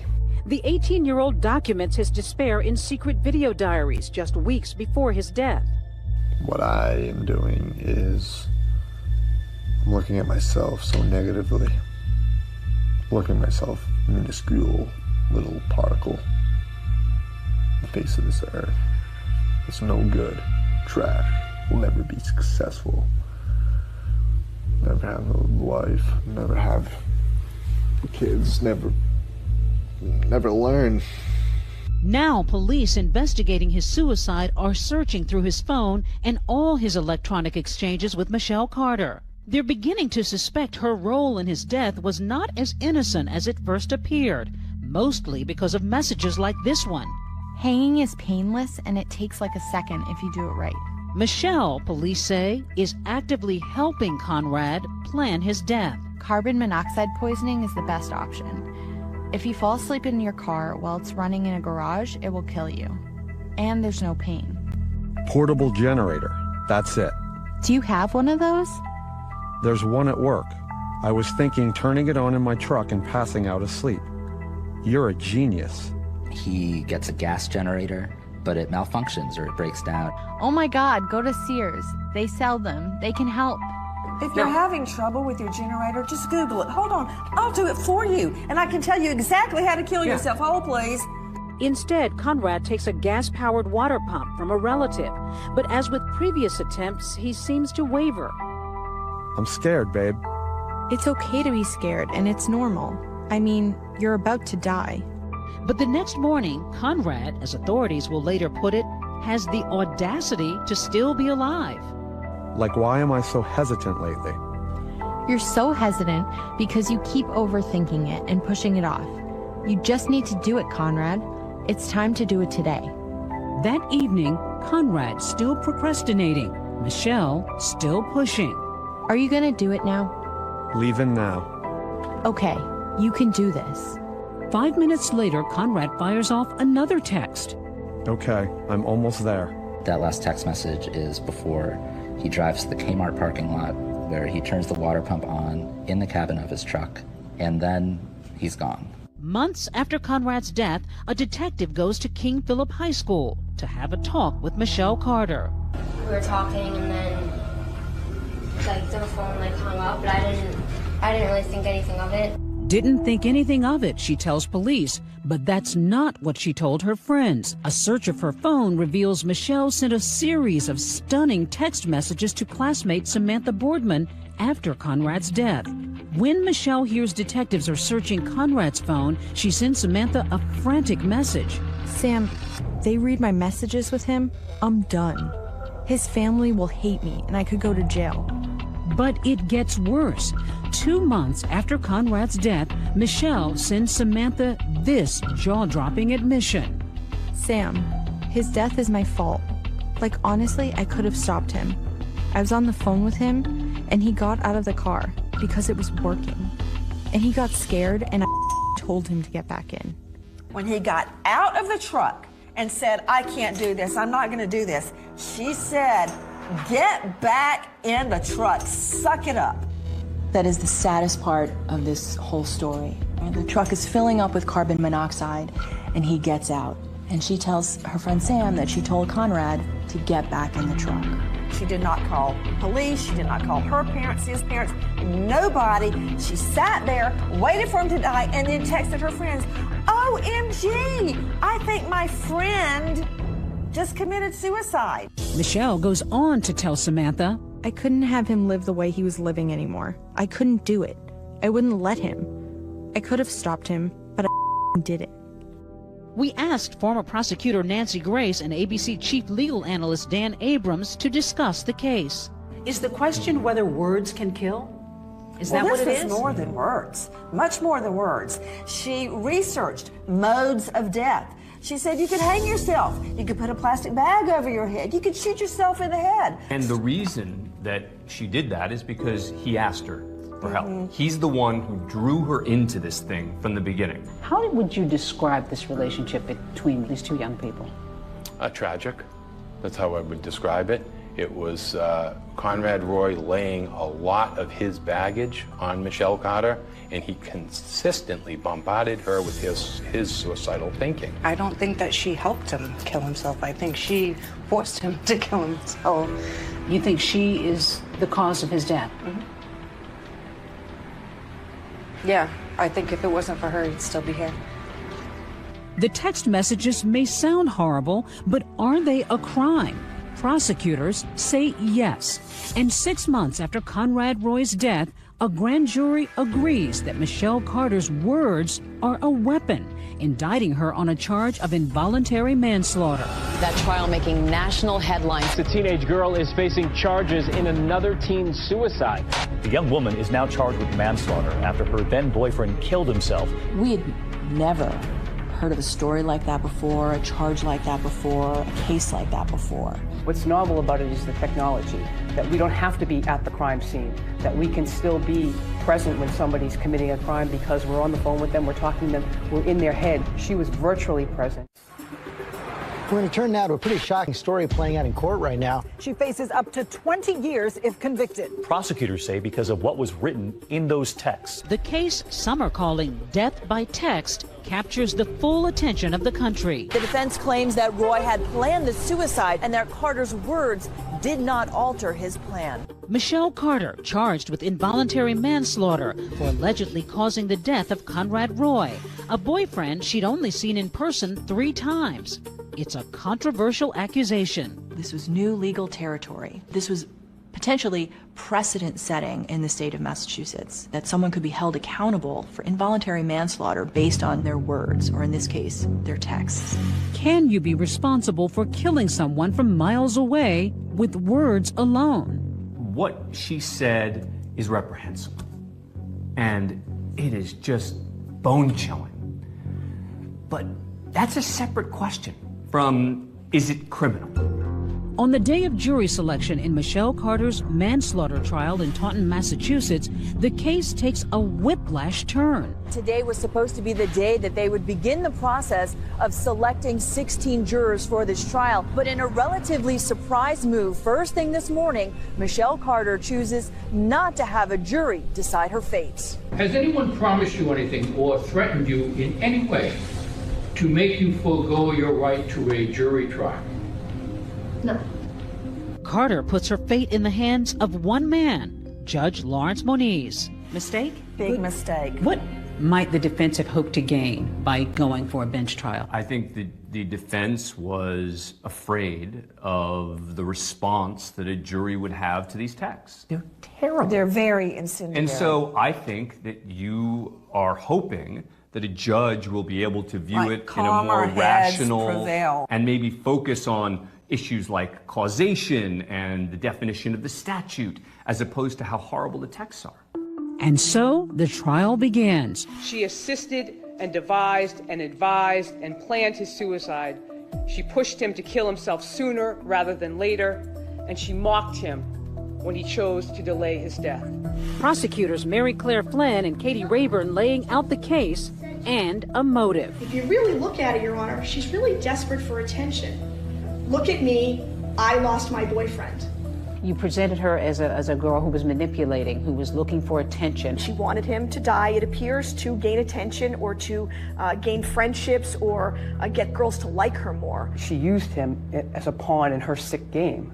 The prosecution's first witness, Conrad's mom, Lynn Roy. So you said that you brought him to either a hospital in October of 2012? October 3rd. What was the reason for that? Because he was having suicidal thoughts. Prosecutors call 14 witnesses. The officer who found Conrad in the parking lot appears to be Mr. Conrad Roy. The medical examiner who determined it was carbon monoxide that killed him, and most important, Michelle Carter's classmates, those girls she so desperately wanted to befriend. At 8:25, does Michelle Carter send you now another text that you received later on that night? Yes. And what does she tell you? I think he just killed himself. She testifies about that incriminating text from Michelle. I was on the phone with him, and he got out of the car because it was working. And he got scared. And I told him to get back in.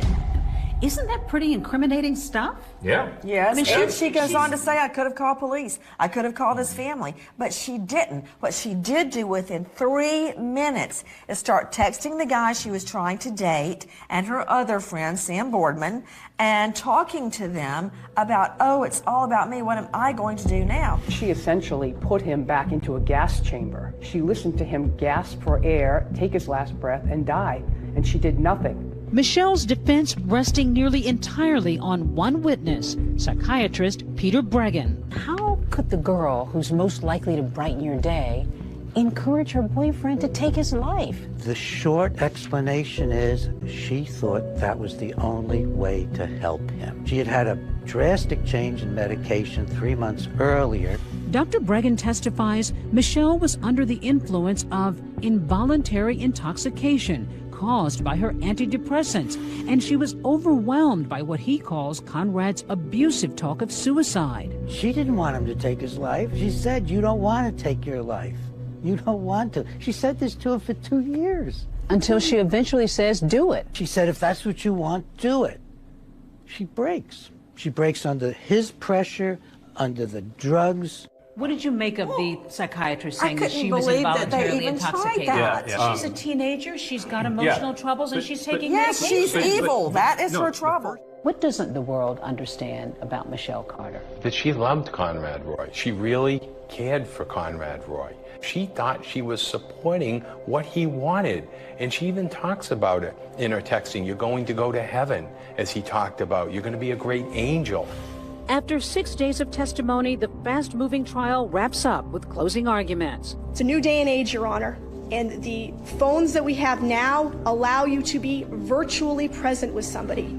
People fall in love on the internet and via text. People bully via text and the internet, and you can encourage someone to die via text, and you can commit a crime via text. You can look at the various text messages as well as the psychological records. You will see that Mr. Roy himself stated to Michelle Carter, I want to die. Straight out, those words, I want to die. This is not a homicide. Michelle Carter did not kill Conrad Roy. It's sad, it's tragic, but it's just not a homicide. She absolutely knew it was wrong, and she absolutely caused the death of this 18-year-old boy. And I ask you to find her guilty. Carter, please stand. The judge's verdict. Where will Michelle Carter spend the best years of her life? June 16, 2017.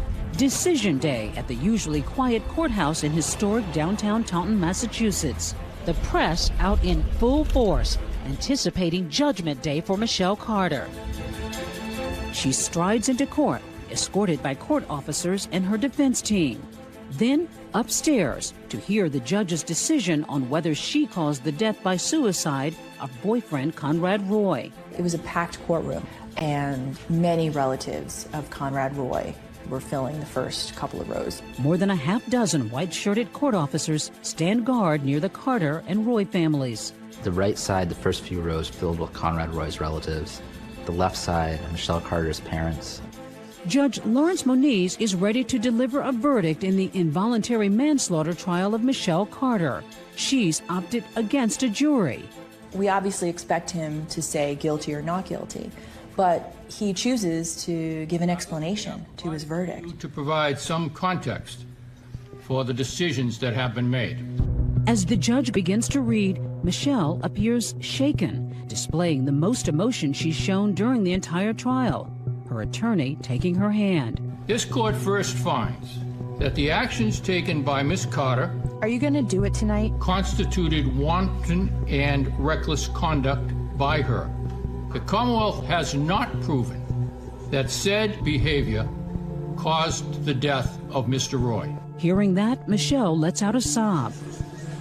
He starts off by saying that it was not reasonable behavior, but that didn't make him kill himself. Conrad's aunt, Kim Bozzi, sits in the tense courtroom. So when Judge Moniz starts offering his verdict, and it sounds at one point that maybe she's going to be acquitted. Yeah, it was kind of like a roller coaster of emotions. All I could think about was Conrad and how she has to be held accountable. She has to be. Like, there's no way we went through all of this, you know? I thought it was going very well. It sounded like he was going to acquit her. But the judge goes on. However, this court finds that instructing Mr. Roy to get back in the truck constituted wanton and reckless conduct by Ms. Carter, creating a situation where there is a high degree of likelihood that substantial harm would result to Mr. Roy. If the judge had written this for maximum dramatic tension, I don't think he could have done a better job. For 15 minutes, this courtroom was dead silent. I could hear my pen scratching on my notepad when I was taking notes. She called no one. And finally, she did not issue a simple additional instruction. Get out of the truck. Ms. Carter, please stand. This court, having reviewed the evidence and applied the law thereto, now finds you guilty. Michelle Carter, guilty of involuntary manslaughter. When you heard guilty, Oh, my God. 3 years of going through this, I felt good. I know that may seem odd, and I know it's a situation where there are no winners, but I felt like we won. You may be seated. The fact that we got a guilty conviction was a victory. The world would know that Conrad Roy did not commit suicide, that he was a victim of a homicide. I was very surprised. I support the judge's decision, but I really did not think the judge would have the backbone to do it, and he did. do you regret not seating a jury? If I had to do it over again, I might pick 12 people in the box. Outside, the media pouring out of the courthouse. Get out of the way, guys. Come on. Defense attorney Joseph Cataldo runs a gauntlet of cameras and microphones. I'm very disappointed with the outcome, with the verdict. We got a little closure at this point.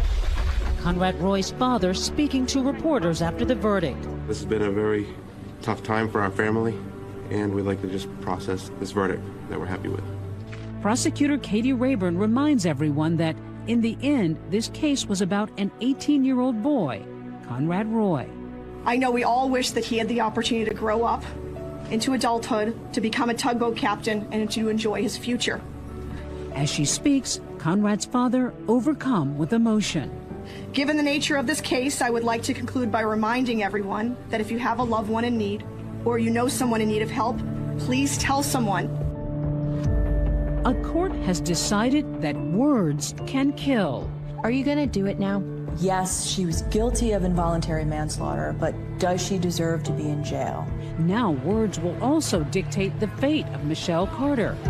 Will her words send her to prison for 20 years? The courthouse in Taunton, Massachusetts, where Michelle Carter's future will be decided, is a modern building. A fitting location for this most modern of crimes, committed amidst a tangled web of thousands of text messages. From her arrest in 2015 through her trial, Michelle Carter has not spent a day in jail. Michelle Carter continues to live her life. In those 3 years, despite all of this going on, she's been free on bail and has continued to do all the things that 17, 18, 19-year-olds have done. But that could all change. August 3rd, 2017, Michelle Carter back in court to be sentenced for the involuntary manslaughter of Conrad Roy. What a travesty. There is no earthly reason why Conrad Henry Roy should not be here today. Her actions killed Conrad Roy. Miss Carter does not pose a danger to the public. I suggest that this sad, tragic manslaughter was a very unusual set of circumstances unique to these two individuals. Conrad's sister fighting back tears, telling the judge how much she misses her big brother. Not a day goes by without him being my first thought waking up and my last thought going to bed. And his dad grappling for answers. Where was her humanity? In what world is this behavior okay and acceptable?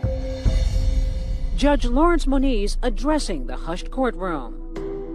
This is a tragedy for two families. Everyone is entitled to a decision devoid of any emotion with respect to this case. The judge has the option of just sentencing her to probation, no jail time, or a maximum of 20 years in prison. I think any time is too much. I think the fact that they found her guilty is too much. But Judge Moniz decides that Michelle Carter was aware of her actions and should go to prison for her crime. I have not found that Miss Carter's age or level of maturity or even her mental illness have any significant impact on her actions. Michelle standing stone-faced as the judge sentences her to 15 months in jail, followed by 15 months of probation. And in a surprise move, allowing her to remain free pending appeal. When you heard that Michelle Carter was going home instead of going to prison after this sentencing, your reaction? That was awful. This was the second time that Michelle walked out of the courtroom. We certainly felt the family's outrage that she walked out when they don't have their son. To just have her go home tonight, you know, what kind of justice is that? You don't want to know our thoughts on it. No, you don't want to. You really don't want it. What can you tell us about Michelle's feelings about what happened? She regrets it. She is remorseful over the situation, but she's a far different person today than she was then. She has to live the rest of her life in her skin as her. One of the most hated people in the country. So, good luck with that. Conrad Roy, so young when he died. Now he will be forever 18. As for Michelle Carter, the young woman convicted and sentenced for his death, a week after sentencing, she celebrated her 21st birthday. A milestone Conrad's family says they will never see. The Massachusetts woman who sent text messages to her boyfriend urging him to kill himself when they were teenagers is getting out of prison today. Prison officials say Michelle Carter has been a model prisoner and is being released early for good behavior. Carter is now 23. She was convicted of involuntary manslaughter after her boyfriend Conrad Roy died by suicide in 2014. Carter will remain on probation for 5 years. Revelations that left a small town split and speechless. In the courtroom, I'll never forget, there was an audible gasp. Good evening, I'm Elizabeth Vargas. And I'm David Muir. It was the kind of teenage party that's no doubt taking place all over the country this Friday night, especially with so many graduations being celebrated.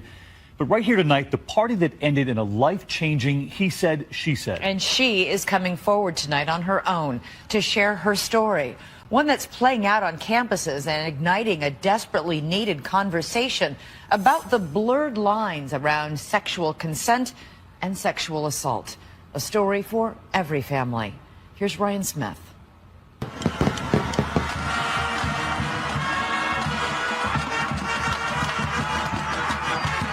It's Friday night, the lights, the band, and the entire town is out to see the Toros.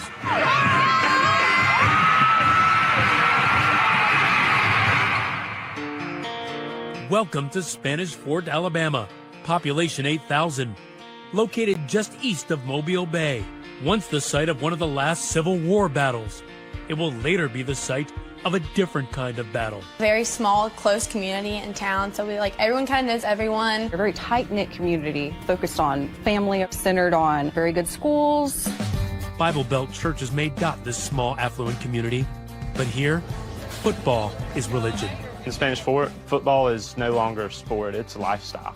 You live, eat, sleep, breed football. No wonder its high school players are celebrated as heroes, says journalist Cassie Fambro. People love to see them and recognize them in their community, and I would say they're local celebrities. And starring in his own highlight reel, running back Cameron Harrison, a senior, 5'7", 180 pounds, wearing number 4. Harrison, boys, he's been fun to watch over the past couple years. Yeah, he's tough little hombre. He's small, but he's big. He's hard to bring down. That's one of his advantages. He's tough. Among those cheering in the crowd, the new girl in class, 16-year-old Savannah. I am funny, independent, goofy, very goofy. I have a lot of love in my heart. Among the things she loves, what you'd expect: makeup, social media, and selfies. Lots and lots of selfies.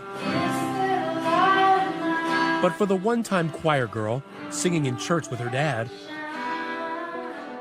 adolescence brought on some big changes, moving from the only private school she ever knew to unfamiliar terrain, public high school. I cried. I said, I don't want to move, but I didn't have a choice. So Really? I had been at a school from 2nd grade to 9th grade. I loved where I was. I was from the country. There, it's so laid back and small. How was the adjustment for Savannah to high school? It was an eye-opener for her. Yeah. I think it was a huge culture shock. It was a culture shock, because I remember one time she called me. She's like, I don't think I can do this. Emily and Joe, Savannah's parents, were high school sweethearts, married by age 20. He a Marine at Camp Lejeune, she a college student studying business. What were your hopes back then? Have a family and have a story. But their family story, the kind every parent of a teenage girl fears, begins on an unseasonably warm October night in 2015. It's Joe and Emily's 18th wedding anniversary. They're enjoying a rare night away from their 4 kids, celebrating with a romantic weekend in New York City. But meanwhile, back in Alabama, another celebration, an 18th birthday party for one of the Spanish Fort seniors. How did this party come about? Everyone was texting about it. Haley and Allie, popular high school seniors, say word spreads like wildfire, even to those outside their usual clique. This was a little bit bigger, and it was lots of different kind of people all mingling together. It was not a typical weekend party. I mean, it was probably like one of the biggest parties I've ever been to in Spanish Fort. Savannah, too, hears about the party and begs her parents, long distance, for permission. I had the ACT Saturday morning, and the party was Saturday night. It's like blow off some steam. Some steam. Yeah. You were on the phone with her, and what did she say? She said, Mom, may I go to a birthday party tonight? And I said, why don't you just stay home? You just listen to your inner voice. For some reason, I wanted her to stay home. But Mom's intuition on this fateful night gave way to a daughter's desperate desire to fit in. Me being pushy, and finally she was like, okay. A tale of 2 photos illustrate in real time different nights for mother and daughter. A night out for the parents, while Savannah is seen on Snapchat getting glammed up. With her, a friend. And guess who she knows? Cameron Harrison, that high school football star. They pregame at his house, the 2 girls taking this pic in his room. Did you know Cameron Harrison at all? I knew of him. We had math together. I had never hung out with him or anything. What did you hear about him? He was just a short little cracker, just a fireball, just kind of crazy. And speaking of fireball, the booze brought by the kids, flowing freely later that night at this ordinary 2-story, 4-bedroom, mustard-colored house overlooking the Timber Creek golf course. Now packed like a nightclub. So how many people were at the party? Probably 40 at one point. Make that 41. The birthday boy's 58-year-old grandmother was home, but watching TV upstairs in her bedroom. We walked in, and I would say it was a very, maybe hyped would be the word. And there was rap music playing, and there was hair slinging and arms flailing, and you were just kind of like, wow. It was hectic. There were people running around, dancing, beer pong, playing video games on the TV. And the drinks were flowing? Yeah, the drinks were flowing. Hayden, a senior football player, recalls playing beer pong with Savannah and his teammate Cameron. She was just staring him down, giving him that look. And I told him, I was like, all right, she obviously wants it. And so he was like, I know, I can tell. You had some interest in this guy. I saw you roll your eyes. Why? He always said to my friends, I would never with him, he's a nice guy, but no. 40 underage teenagers partying, drinking, saying, turn down for what? What were you drinking? Smirnoff. I had about 2 of those before I got there, and then I had 3 or 4 beers, and then 4 double shots of Fireball. It was all like under an hour that I had drank this much. Others quickly took notice. I first saw her on the couch, and one of her friends was like pouring a little alcohol in her mouth, and she was like just dancing around, having a fun time and stuff. She didn't look like she was completely wasted. No, she was conscious, walking around, having a good time, not stumbling. I couldn't say she might have been able to walk in a straight line, but I don't think most of the people there could have at that point anyway. These photos posted on Snapchat may allow us to peer into Savannah's Saturday night. But what they don't show, she says, are the effects of all that alcohol.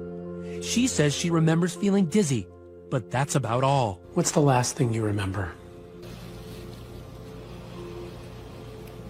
The last thing that I remember is standing in the kitchen with everybody, singing happy birthday. This is cell phone video of that moment obtained by 2020.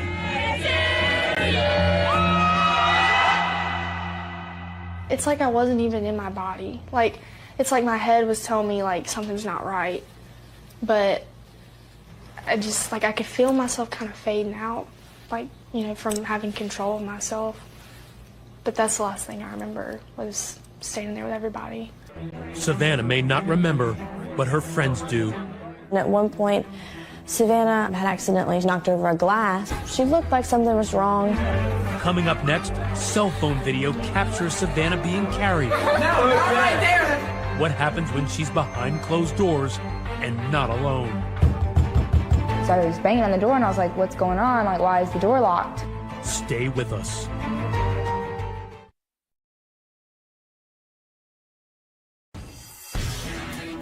If it's October, it means the Spanish Fort Toros are in familiar territory. Their opponent's end zone, closing in on another Alabama state championship. But 16-year-old Savannah is out of her league. Evident to those at the party that she may have had a few too many. She's kind of just like, just like going crazy, like walking around. Watching from across the room, Savannah's close friend, who asked that we call her Jessica. She's drunk, right? Mm-hmm. What are you seeing? All of a sudden I see someone carrying her up the stairs. It was probably 4 people that were carrying her up the stairs like she was a doll, basically. Like they just like each had like a limb. And I was like, what the heck, when did this happen? I just saw her like on the couch. But just like the booze, there's something else that's ubiquitous at your typical teenage rager. Cell phones. This is an image of Savannah being carried upstairs. It will later play a big part in trying to determine what occurred that night. Taylor is one of those teens who helped carry Savannah. We were all just laughing, making a joke out of it because it was funny, Everyone had been drinking and we're carrying Savannah up, and Savannah's pretty tall and we're all kind of short. So we were kind of struggling. She says they did it so Savannah could lie down and sleep it off. Do you remember being carried upstairs? It's like I could hear things. My eyes were shut, but I could just hear everything. I just didn't feel with it at all. At that point, the popular seniors, newly 18, decide to leave, wanting to take the party across the bay to a club in nearby Mobile. We're like, Cameron, you coming? He was like, no, I can't get in any trouble tonight. I'm just going to stay here. Wary of trouble, because remember, Cameron Harrison is a standout senior whose football team is undefeated and entering the playoffs. Also staying behind, Savannah. And depending on who you talk to, you get conflicting reports on her state of mind. Whenever we were about to leave, it's whenever I saw her being carried and stuff, and she was laughing. So you saw her being carried up the stairs? Yeah, she was like, no, I don't want to go back downstairs. Once upstairs, Savannah gets sick in the bathroom. That grandma makes a brief appearance, handing her a towel. Friend Jessica says when she went upstairs, Savannah was barely coherent. She was just like laid on the bed with like her eyes closed. She was just like, like I couldn't really like make out what she was saying. Tell me, when she's saying that to you, Is she unconscious at that point? Like, she wasn't fully conscious, but she wasn't fully unconscious at that point. She was probably like in between there. She'd be like just, she sounded really like a zombie. Slurring it all? Yeah, definitely slurring. But it was after that is when I noticed like she was out. She wasn't saying anything. Jessica says she left Savannah in that upstairs bedroom to nap. But when she returned to check on her about 15 minutes later, the door was locked. I was banging on the door and I was like, what's going on? Like, why is the door locked? And I couldn't hear anything in there. And the light was off, and I remember leaving and the light was on. She doesn't hear anything. But Cameron's teammate, Hayden, also at the door, says he hears Savannah making sounds from inside the bedroom. I heard her moaning, like I could hear sex noises. Eventually, the door opens, and Jessica is shocked by what she sees. So Cameron like cracks the door open, and he's like completely naked. And I was like, oh my gosh, what just happened? Half her body's on the bed with like her arms back, and then like half her body's like draped off the bed. Did she have any clothes on? She had no clothes on. She was completely naked. I started like yelling at Cameron. I was like, what are you doing? Like, she's obviously not okay right now. Like, why would you do that? And he was like, she wanted me to. She said she wanted me to. Did it seem like she was completely out of it? Yes, completely out of it. I mean, she couldn't even move. Couldn't move, but Jessica says Savannah did speak. And what she said would be crucial to the case. She said, just leave me here. I was mad because she said that. So that's when I left. When Jessica goes back upstairs, another 10 or 15 minutes later, she sees Savannah disheveled, no bra, and her clothes backwards and inside out. She was slumped over the toilet, throwing up. And she threw up so much. Like, I was at least 20 times that night. She just kept throwing up. Wow. Everywhere. And she says Cameron, nowhere in sight. Turns out he's back downstairs at the party, taking smiling snaps. No hint of potential wrongdoing. Do you remember Cameron Harrison ever being in that room with you? No. It's approaching midnight, and on the ride home, friend Taylor says that's when Savannah whispered a secret to her. I asked her, are you okay? And she told me, I think I had sex with Cameron. With a sickly Savannah in the back seat, it is Jessica taking responsibility for her friend, racing home before curfew. Were you thinking, man, this girl might be in serious trouble. She might need to go to the hospital right now. I mean, I wanted to take her there, but she would just start screaming. She's like, no.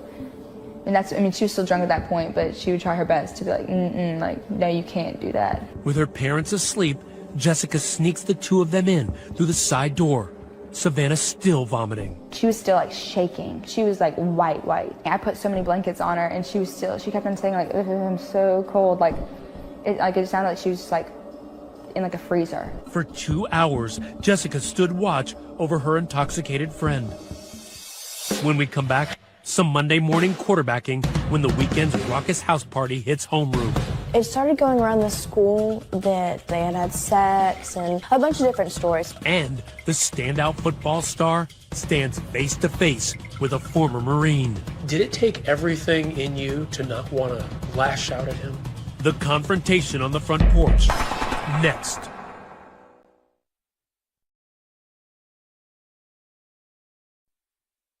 Looking in the mirror never used to bother 16-year-old Savannah. She's young, pretty, confident. But the reflection she saw the morning of October 25th, 2015 was downright horrifying. My face was sunken in. I had bruised hickeys all down my neck. I just started crying because I just felt so disgusted with myself. Disgusted because Savannah's Saturday night was a dangerous one, full of beer, liquor, and fireball shots. I felt like I was that drunk girl at the party, and I knew everyone was gonna just talk about it. But she is about to learn from her friend it wasn't just alcohol. She said, you and Cameron had sex, but you were really messed up. And I said, I don't remember that. Savannah makes her friend promise not to mention it again. Just pretend like it never happened. So at that point, you were thinking, I want this to go away. Yes. I was still kind of new, and he was who he was. So I knew it'd be pointless to try and say something. At that point, how did you define what he did? I just felt taken advantage of. Did you feel like it was rape? Honestly, at the time, no, I did not. Savannah goes to school Monday morning, hoping her weekend secret is safe.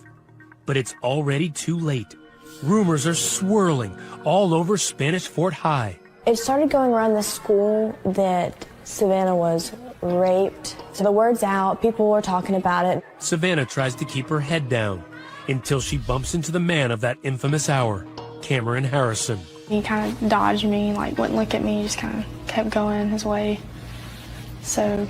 Did you want to speak to him? Not really, no. I just felt like it was too, honestly, like awkward and uncomfortable.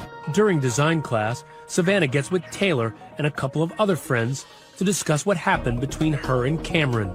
She kept saying he just took advantage of the situation. We had both been drinking.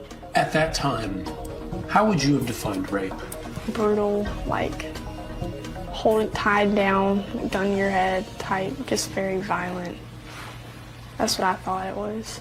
The girls tell Savannah she's wrong, and soon they start Googling the definition of rape, right there in class. Unbeknownst to them, their teacher overhears them, and Savannah is sent to the guidance counselor. They're like, we've heard about this party Saturday night, you want to talk about it? And I kind of just broke down, I guess, and said I felt like I'd been, taken advantage of. They summon her mother, Emily, to the school.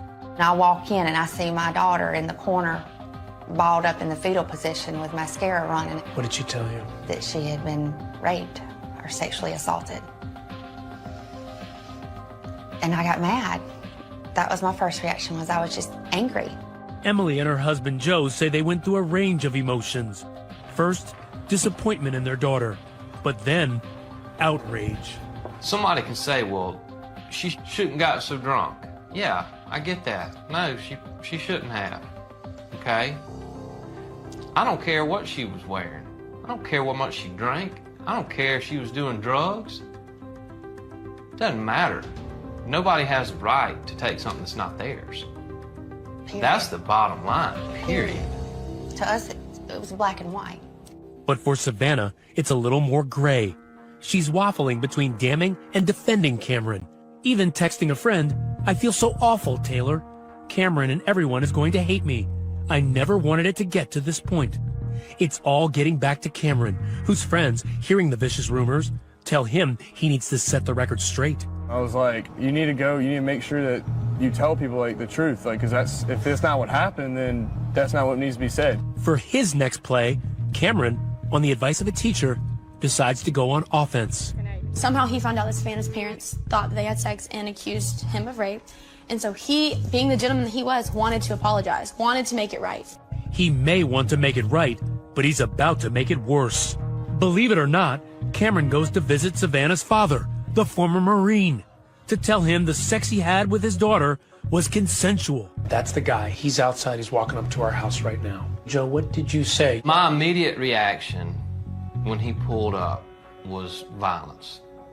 I am fixing to clear this porch off with this kid. I didn't say a word. I let him speak. He said, I know y'all are hurting, Savannah's hurting, but I'm hurting too. His body language was bizarre. Because he was so calm. Just so ice cold. Joe and I were both shaking. And he made a huge admission to you. He only did our daughter for 5 minutes. 5 minutes. Only 5 minutes. And he said those words to you. Did it take everything in you to not want to lash out at him? I told him to get off my property. In a very Christian-like way. That very day, Emily and Joe call the authorities. And veteran detective Jason Benoit is assigned. He wastes no time. Just because with kids, teenagers, allegiances can change, stories can change. I kind of want to talk to everybody I can as quick as I can. After speaking to Savannah and her mother, he begins to interview students, about a dozen in all. They tell a consistent story about Savannah becoming what they called sloppy drunk. Then Detective Benoit inevitably discovers this. cell phone video taken at the party. The video showed the young people carrying the victim across the house and to the stairway. What did you think when you saw that video? I took a long, hard look at it several times and was mainly focusing on the condition of the victim. Her body was limp. At one point she had her arm draped over her face, and she was just like a wet rag. Just a few precious seconds, but for a seasoned investigator, oh so revealing. It's real-time, footage taken at the party, showing the condition of the victim. How important is this video to your case? In my mind, this video took this case way beyond probable cause to make an arrest. 18-year-old Cameron Harrison, the Spanish Fort football player accused of rape, at a house party in Daphne. A week after the party, Cameron Harrison is charged with first-degree rape, sparking a media frenzy. A charge of rape, a shocked and divided community. When his friends see him in court the next day, now clad in a new uniform, they are beside themselves. It was definitely a slap of reality. My best friend walking down the hallway with a bunch of criminals in an orange jumpsuit and shackles on, and cameras all in his face. And that's so hard to see your friend like that. You go from a little small town kid playing football to a national media crisis. Cameron, what really happened at that party? Cameron pleads not guilty. He's released on bond, but placed on house arrest, suspended from the football team, and forced to take his classes online. The next night is the Toros' first playoff game, but they will have to do it without Cameron, the star running back. Well, what was going through the team's mind? Us in the student section and the football team did everything we could to let Cameron know in spirit that he was there with us, that we wanted him there. So we put fours everywhere. Number 4, Cameron's jersey, plastered in the stands and on social media. A public outpouring of support, and not just from boys. Toros Forever read this banner. Girls wrote 4s on their wrists, and even a number 4 on the quarterback's towel.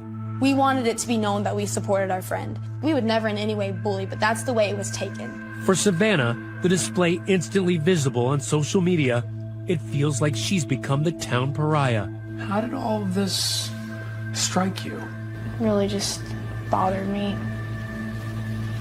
It's kind of evil. When we come back, bullying, from virtual to violent. She goes, well, I can't sleep. I'm scared. Oh my goodness, someone threw a rock at my window. Next.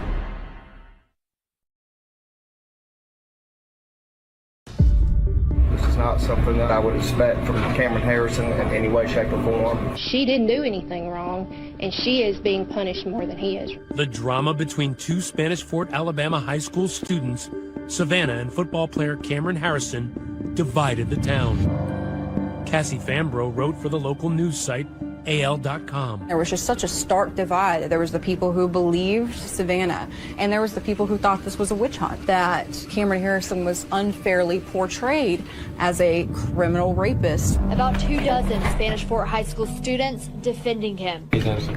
But while Cameron's supporters were loud and proud, he was tight-lipped, never speaking in public or to the police. No comment. But he did speak to this woman, private investigator Alicia McWhorter, hired by Cameron's mom to gather intel. What was his state of mind like? What was he like? He was in a state of hyper-awareness that he was under a microscope and he needed to get the truth out. She says Cameron recounts a familiar tale of booze, beer pong, and all-out blowout. But new details emerge when he claims after Savannah was carried up the stairs, he ended up in the bathroom with her, and that's when a familiar face enters. Kennedy, that girl who came to the party with Savannah. Cameron states that Kennedy grabbed his face and kissed him, and then Savannah grabbed his face and kissed him. And then they move into the bedroom. And at some point, Kennedy gets up and leaves the room. Kennedy denies that she, Cameron, and Savannah were kissing each other at the same time. Cameron says it happened. Kennedy states it didn't. We're at an impasse on that. And Cameron says he and Savannah are still not alone in that bedroom. There are others, and she tells them to leave. Cameron told me that the alleged victim said, "Get the F out," and told another person, "I'm going to F him." Granted, this private investigator is being paid by Cameron's family, but listen to what two others told Detective Van Oy. They heard the victim say, "F me, Cam." But remember, the booze was flowing and memories hazy. They can't agree on who was in the room. Did you have consensual sex with Cameron Harrison? No. If I was in the condition I'm right now, I would not have sex with Cameron.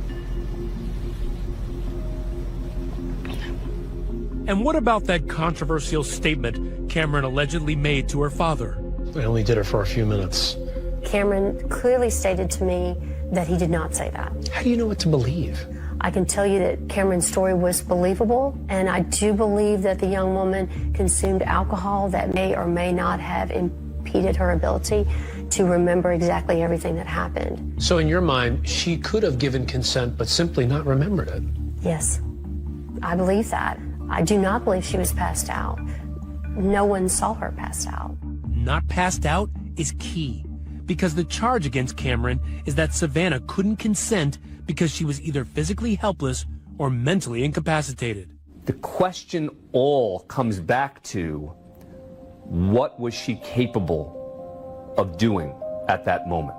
Savannah says she becomes the victim of cyberbullying, and not just from classmates, but from their parents too. It's hard enough, kids my age, doing these things, but when it's an adult, that just hits a new nerve to me.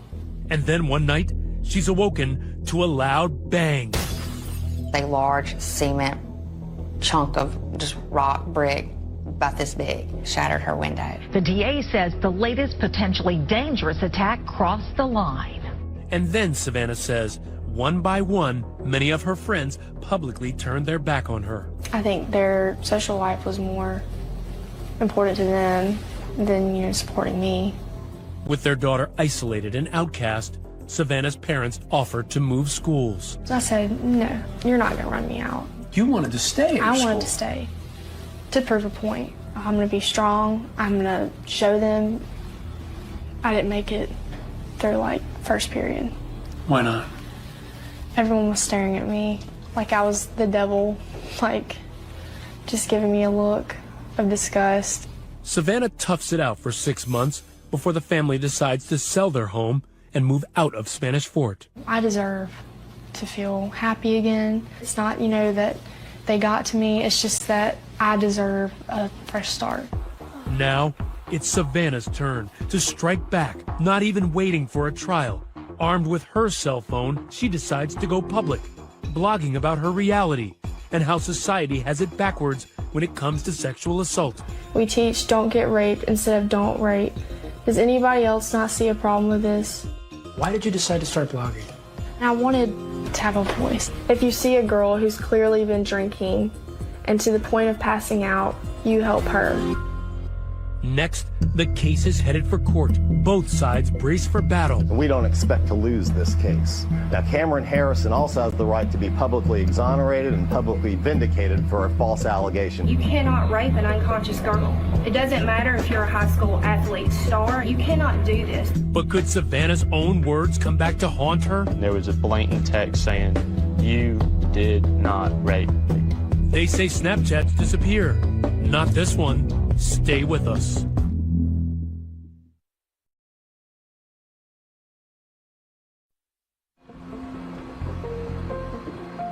Savannah is trying to make a fresh start. New surroundings, new perspective. I love film, writing, photography, art. Life in itself makes me happy. But there is a piece of her past that threatens to undo the entire case against her alleged assailant, 18-year-old Cameron Harrison. He shows authorities a bombshell, a Snapchat message Savannah sent him 2 days after the party. And here's what it says. "You didn't rape me. I mean, you took advantage of me, but I forgive you, and I know you were drunk." It's a huge break for Cameron's defense. And for his buddies, it reinforces what they believed all along. There was a blatant text saying from her to Cameron, "You did not rape me." That should have ended it. That's the bottom line. She admitted that he didn't. If she said you did not rape her, we know that you didn't rape her. She said it, and she told him that. This Snapchat she sends, hey, I know you didn't rape me. That just goes to show that she didn't know the meaning of rape. Savannah says the message was part of a larger conversation initiated by him, but only this snippet was saved by Cameron. Well, the selling point to Snapchat, the reason that it's popular, is if you don't screenshot it and save it, it's gone. And the breaks keep coming for Cameron. Remember that video of Savannah being carried up the stairs? His defense attorney claims to have found more of it. This additional frame where Savannah appears awake and smiling. The defense seems to say that there's another second in that where she's smiling. What's your impression of that? Unconscious people can make all kind of facial expressions and they can have their eyes open. My position is that she's physically helpless, and that is very much bolstered by the fact that she's having to be carried. Two key pieces of evidence, but both sides saying it proves their case. Her smiling doesn't necessarily mean this was not a rape. But as jurors evaluate the case and have to decide, is it proof beyond a reasonable doubt, every little factor becomes relevant. But that's little comfort to Cameron as he awaits trial. For the past 6 months, these four walls have become Cameron's closest companions. Now, only photos providing a peek at the life he once enjoyed. This is my senior banner. All the senior football players got on this year. It says running back, Cameron Harrison. All my friends made this for me. Cameron showing us this window into a life seemingly put on permahold. I'm blessed to have so much support from all my friends and family. Trapped by a dark cloud above him and that device around his ankle monitoring his movements. How far, Cameron, are you allowed to go? I can go to across the street over there. Ironically, the former running back's world is now limited to the length of a football field, 100 yards. His mom, Karen. We just deal with days as they come through, and our love grows stronger every day. And we're going to make it through this. Come on in, baby. How you doing? Good. Suddenly, throngs of kids begin to arrive. Cameron's classmates. It's graduation day. Cameron not being able to walk with us definitely, kind of makes me a little heartbroken. My best friend. They don caps and gowns for a makeshift ceremony. Oh, no, you don't have your tassel? There's one in the kitchen. Oh, good Lord. Go get it. Hey, Garrett. It is a big deal. While the future appears bright for them, Cameron's is still unknown. He's facing the possibility of 10 years to life for rape. And District Attorney Hallie Dixon is showing no signs of mercy, local hero though he may be. Do football players get a free pass? Absolutely not as long as we're prosecuting these cases. They will not get a free pass. So for you, there's no question Cameron Harrison is a rapist. There's no question. I'm not saying that he is this evil human being. I am saying what he did was wrong. When we come back, Cameron Harrison's day in court is coming. We did everything we could to block the camera crews. Savannah braces for a face-to-face showdown. He did wrong. Every choice has a consequence. The stunning conclusion next.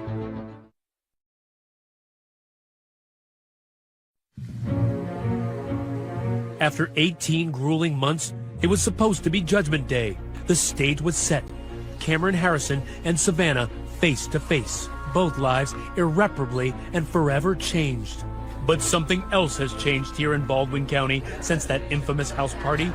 That brash District Attorney Hallie Dixon decides not to seek re-election, and a new DA takes a fresh look at the case. And just weeks ago, on the eve of Cameron's trial, a stunner. Tonight, Cameron Harrison has been granted youthful offender status. Youthful offender status. Cameron Harrison takes a plea deal under youthful offender status. The terms and conditions of the deal, all settled in secrecy. It allows the proceeding to be treated sort of like a juvenile proceeding, meaning everything gets sealed, public doesn't find out what happens, it eventually gets erased from the record. Now, nothing about the case is public. All we know tonight is that Cameron is not in jail, an outcome agreed to by both sides. The key when thinking about why was a deal cut is to look to the alleged victim. Was that because she was pressured by the DA? Who knows? Was it because she didn't want to testify? It's a smart move for the defendant. If he can not serve time, get treated as a youthful offender. Cameron and his family were scheduled to do an interview with us. However, part of that plea agreement prevented both sides from talking further about the case.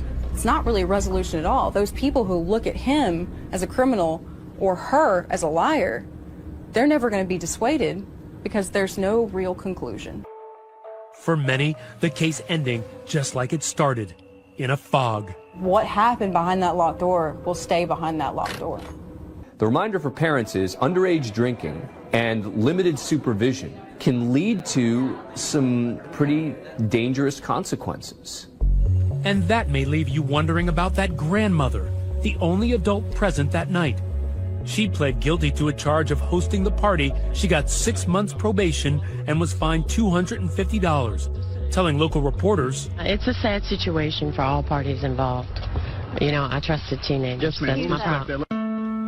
As for Savannah, when we last spoke to her before the plea deal, she had this to say about Cameron. If you could say something to him right now, what would you say to him? I forgive you. You do? Yes. Life's too short to harbor any pain and anger. My way of starting off closure is forgiving. She is now on her way to college and says she hopes to inspire other young women who may have been sexually assaulted. I used to think that I was weak, dramatic, too emotional, couldn't handle anything. And then going through this, I've realized how strong I really am and that I underestimated myself the whole time.